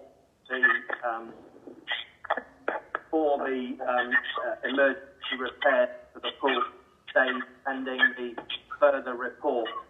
So how does that leave us? Yes, you would be making your casting vote there, so that would become a 7-6. Okay. So in that case, it is carried, but on the caveat, it is emergency repairs only. I understand that there's a delayed spend. We don't need to spend the whole 5,000 first instance. So So I would caveat emergency repair only, pending our culture of the swimming pool going forward. Thank you. Councillor Sims here. Just a general point. I don't think you used the casting vote then, Robert. You just used your ordinary vote. If you get my drift. Well, I would have voted for the approval, and I'm using casting. But I know what I mean. If you casting vote, if it's a draw, and then you use an additional vote. I think you just used your ordinary vote at that point. That's all. Well, just to confirm, please. I'm not sure he's there, Chairman. I wonder whether or not we might go around the room here and do this councillor by councillor and just get an absolute clarity on this. Would that be okay? Yeah, okay. So, if you'd be kind enough to read them out as you're getting around, and I'll write them down. Okay, so first of all, Councillor Marcus, you're for, I think. I am for. Also, someone's not on mute. Can everyone make sure they're on mute, please? Councillor Legg. Against. Against. Councillor Mumford. Against. Councillor Grottin. In favour. Councillor Smith. Against. Councillor Davis. I'm for on the grounds of health. Thank you. Councillor Sims. Councillor Sims. Against. For or against, please? Against. Thank you. Councillor Williams. Very strongly in favour. Thank you. Councillor Watt. For. Thank you. Councillor Dean. Yeah, in favour. Councillor Guy was against, weren't you? Correct, Chairman. So have I missed anybody? Yes, Chairman, you've missed me, Councillor Nelland. You were against on health grounds, but just as I'm very much in favour of the children having a healthy swim, but I think the swimming pool is a danger. Right, so you're against. Yes? Yes, indeed. Thank you.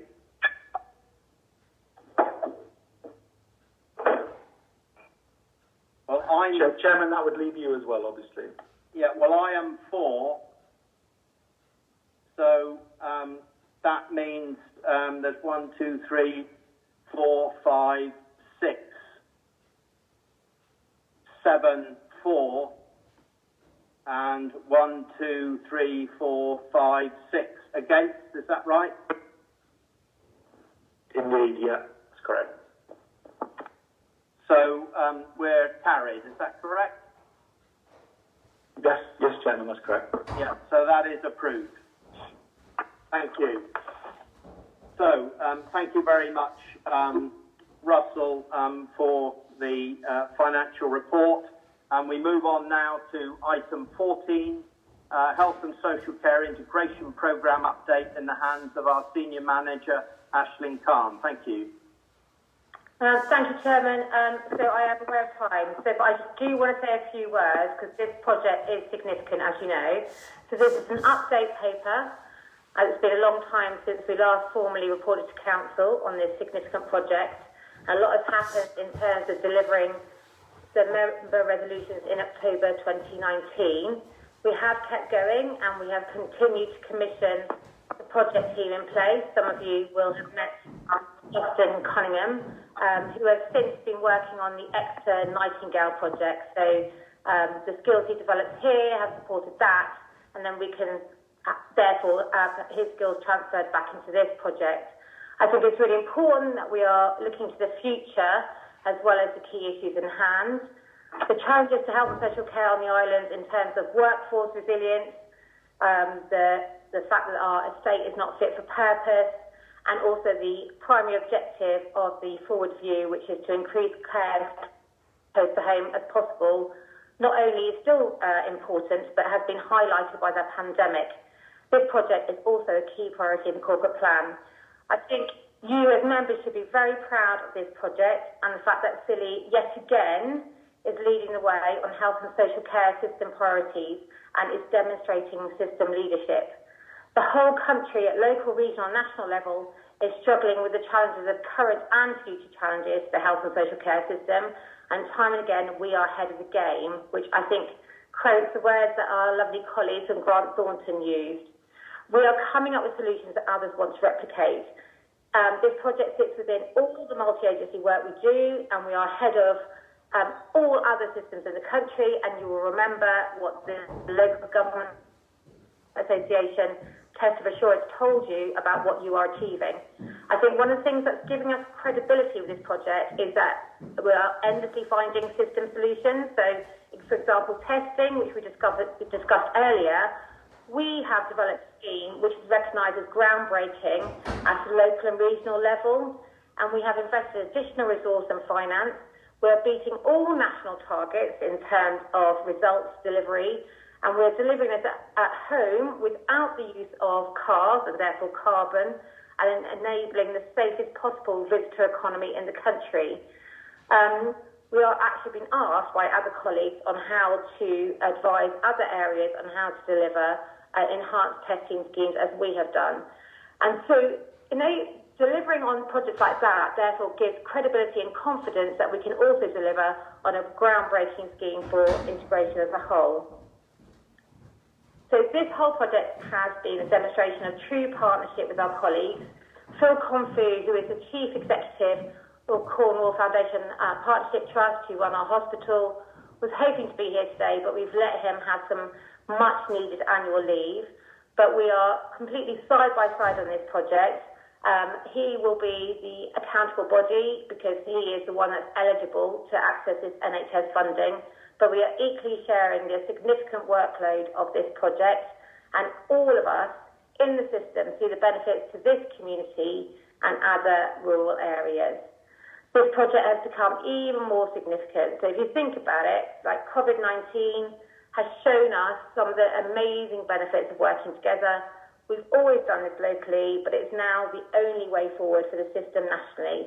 And I think in September, we're hoping to have colleagues from Royal Cornwall Hospital Trust and Cornwall Foundation Trust talk about their plans to merge their two hospitals so that we start simplifying the system to enable patients to access much more simple outcomes and pathways.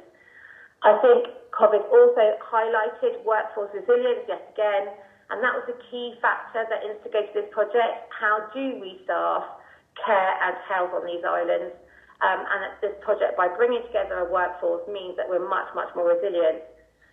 Also, if we think about it, as we enter the recovery phase, major capital infrastructure projects are going to be a key enabler of kick-starting the economy regionally and nationally, and the benefits to the islands will be significant, let alone the long-term health and social care ones.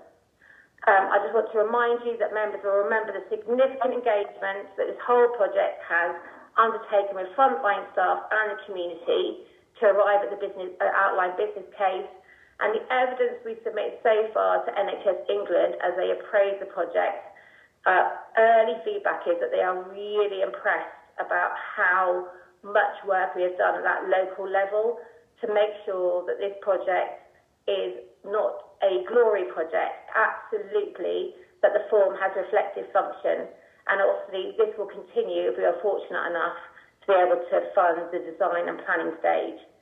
This is by no means a done deal, but we've done more than we can to place ourselves favourably in the National Investment Programme for NHS improvements and national infrastructure projects. So any questions are very welcome, but it really is about an update to let you know that we haven't forgotten our commitment to you members about progressing this project. Thank you very much indeed, Aisling, and thank you very much to you and your team for all the work that you've you've done on this. I hope you will continue to lobby Matt Hancock and also the Prime Minister with his chat about trying to encourage hospitals and integration. So I think it'd be very good if you keep lobbying them, please, and I will support you in that. I would just like to ask one question.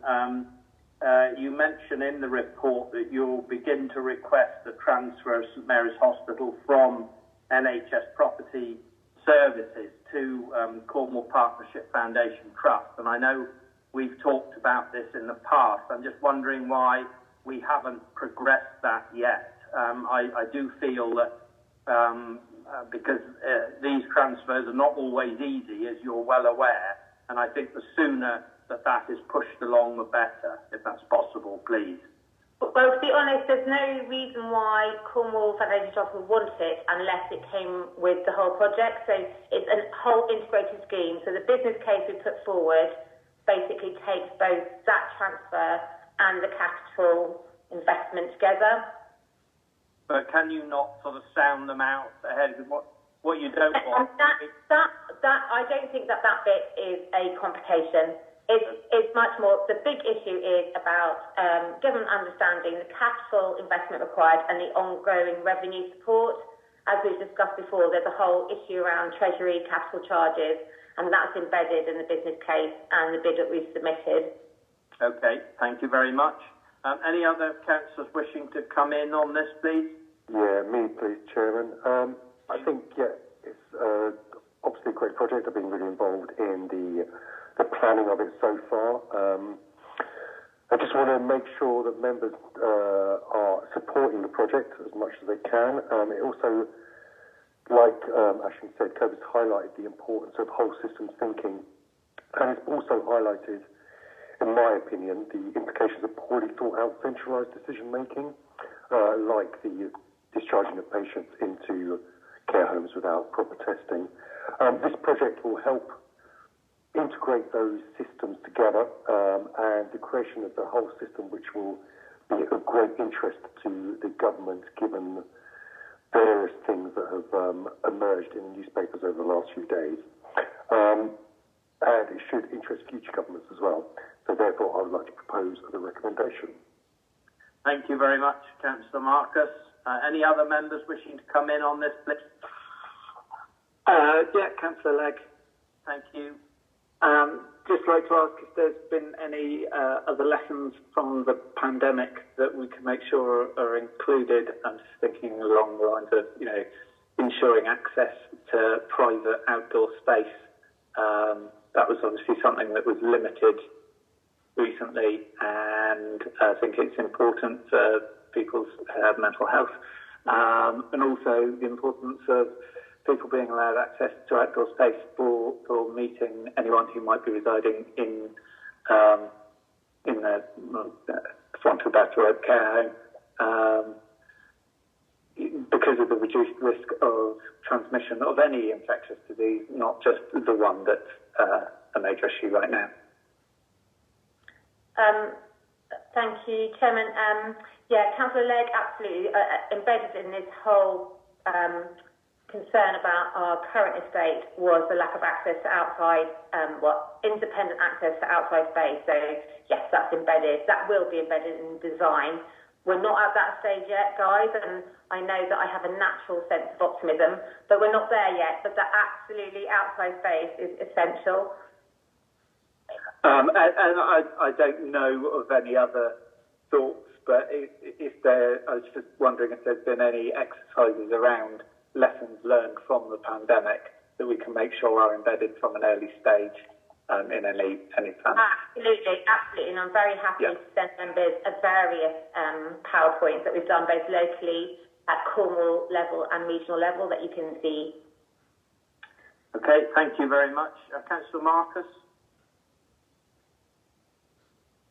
Oops, sorry, no, I'll lower my hand. Okay, no problem. Any other councillors wishing to come in quickly, please? Then could I have a seconder for the proposal from Councillor Marcus that we note the continued progress of this? Chairman, I'm just minded that Councillor Davis his phone was making noise earlier, and just asked whether he's been unmuted. Okay. Councillor Davis, did you want to come in, please?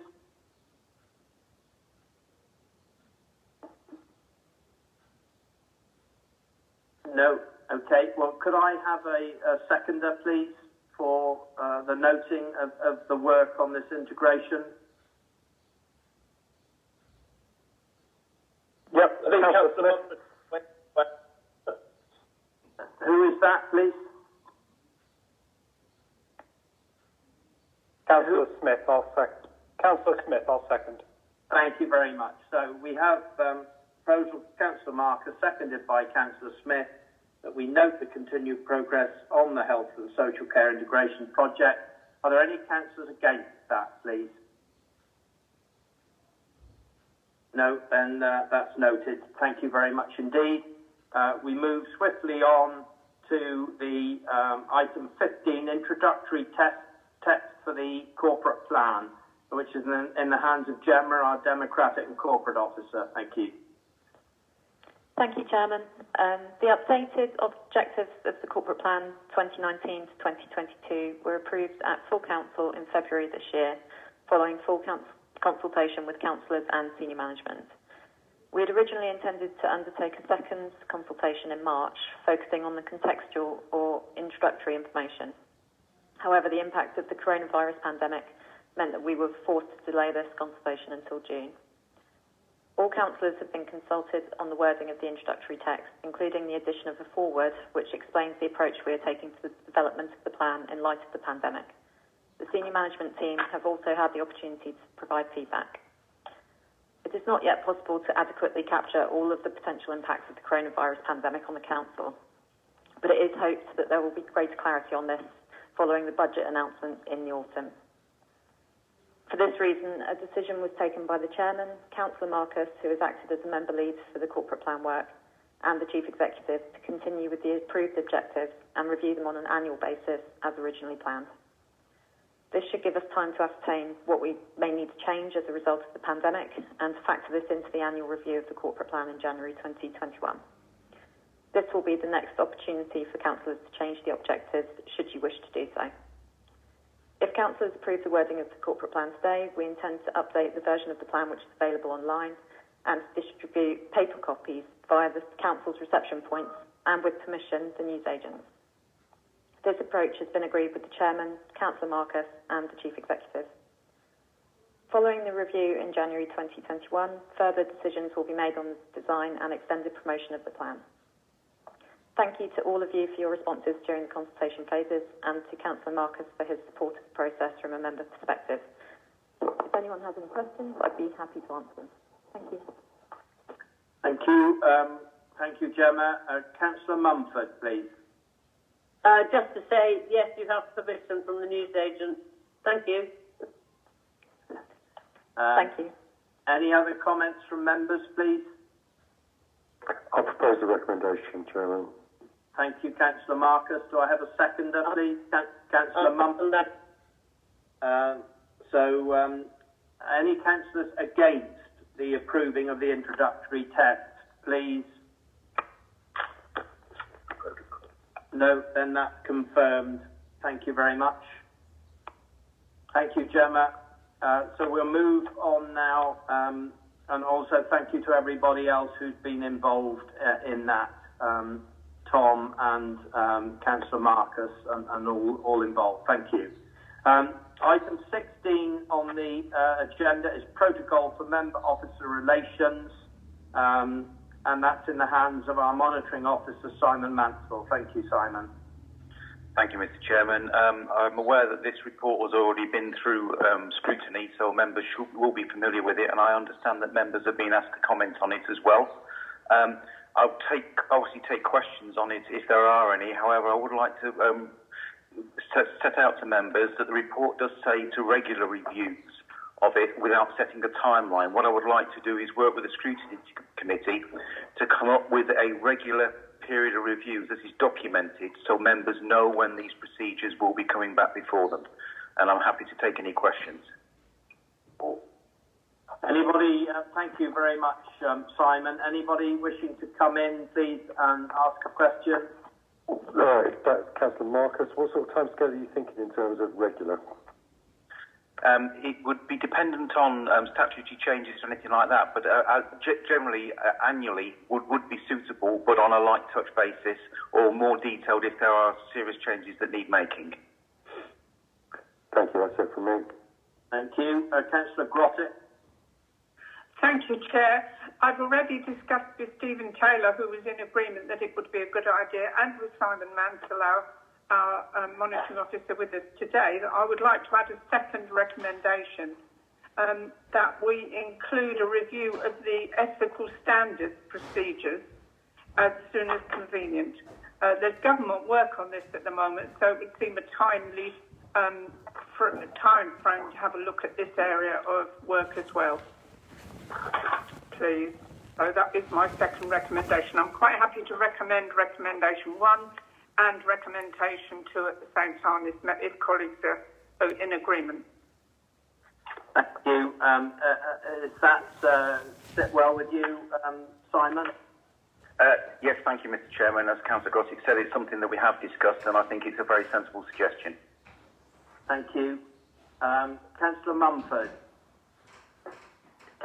Yes, I'd be in agreement for this to come to scrutiny once a year, and I would like to propose recommendation 1. Thank you. Any other member wishing to come in, please? Yes, Chairman. Steve Watt here. Could I support Frank Grotett's recommendation there, or proposal? And I've also like to point out there seems to be a slight mismatch in the breaches of protocol, one for members and one for officers. Now, several tiers of discipline for employees, but that doesn't seem to be applied to members. So I would agree with Councillor Grotett's proposal that it should be reviewed. Thank you. Any other members wishing to come in, please? Okay, so we have the first recommendation that the protocol be adopted as part of our ethical and governance framework.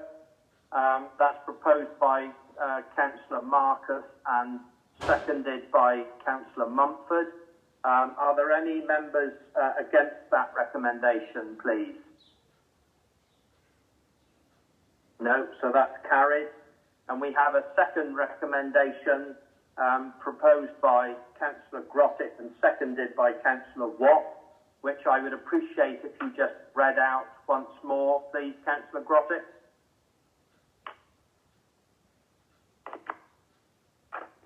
Thank you, Chair.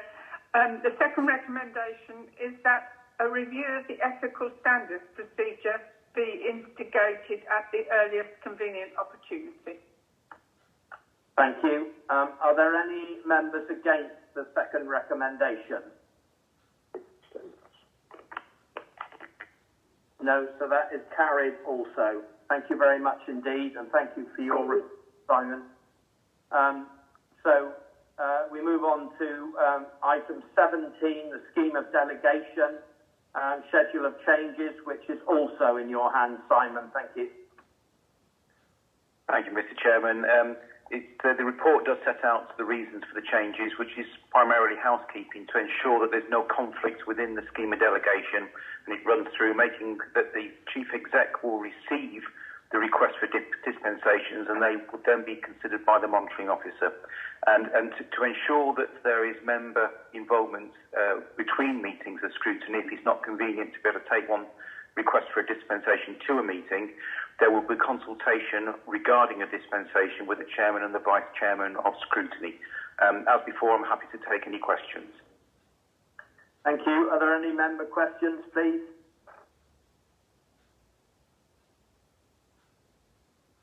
No? Okay, well, thank you, Simon. In that case, we'll take the recommendation that members approve the schedule of changes for the scheme of delegation. Could I please have a proposer? I'll propose that. Councillor Mumford. Thank you. Seconder, please.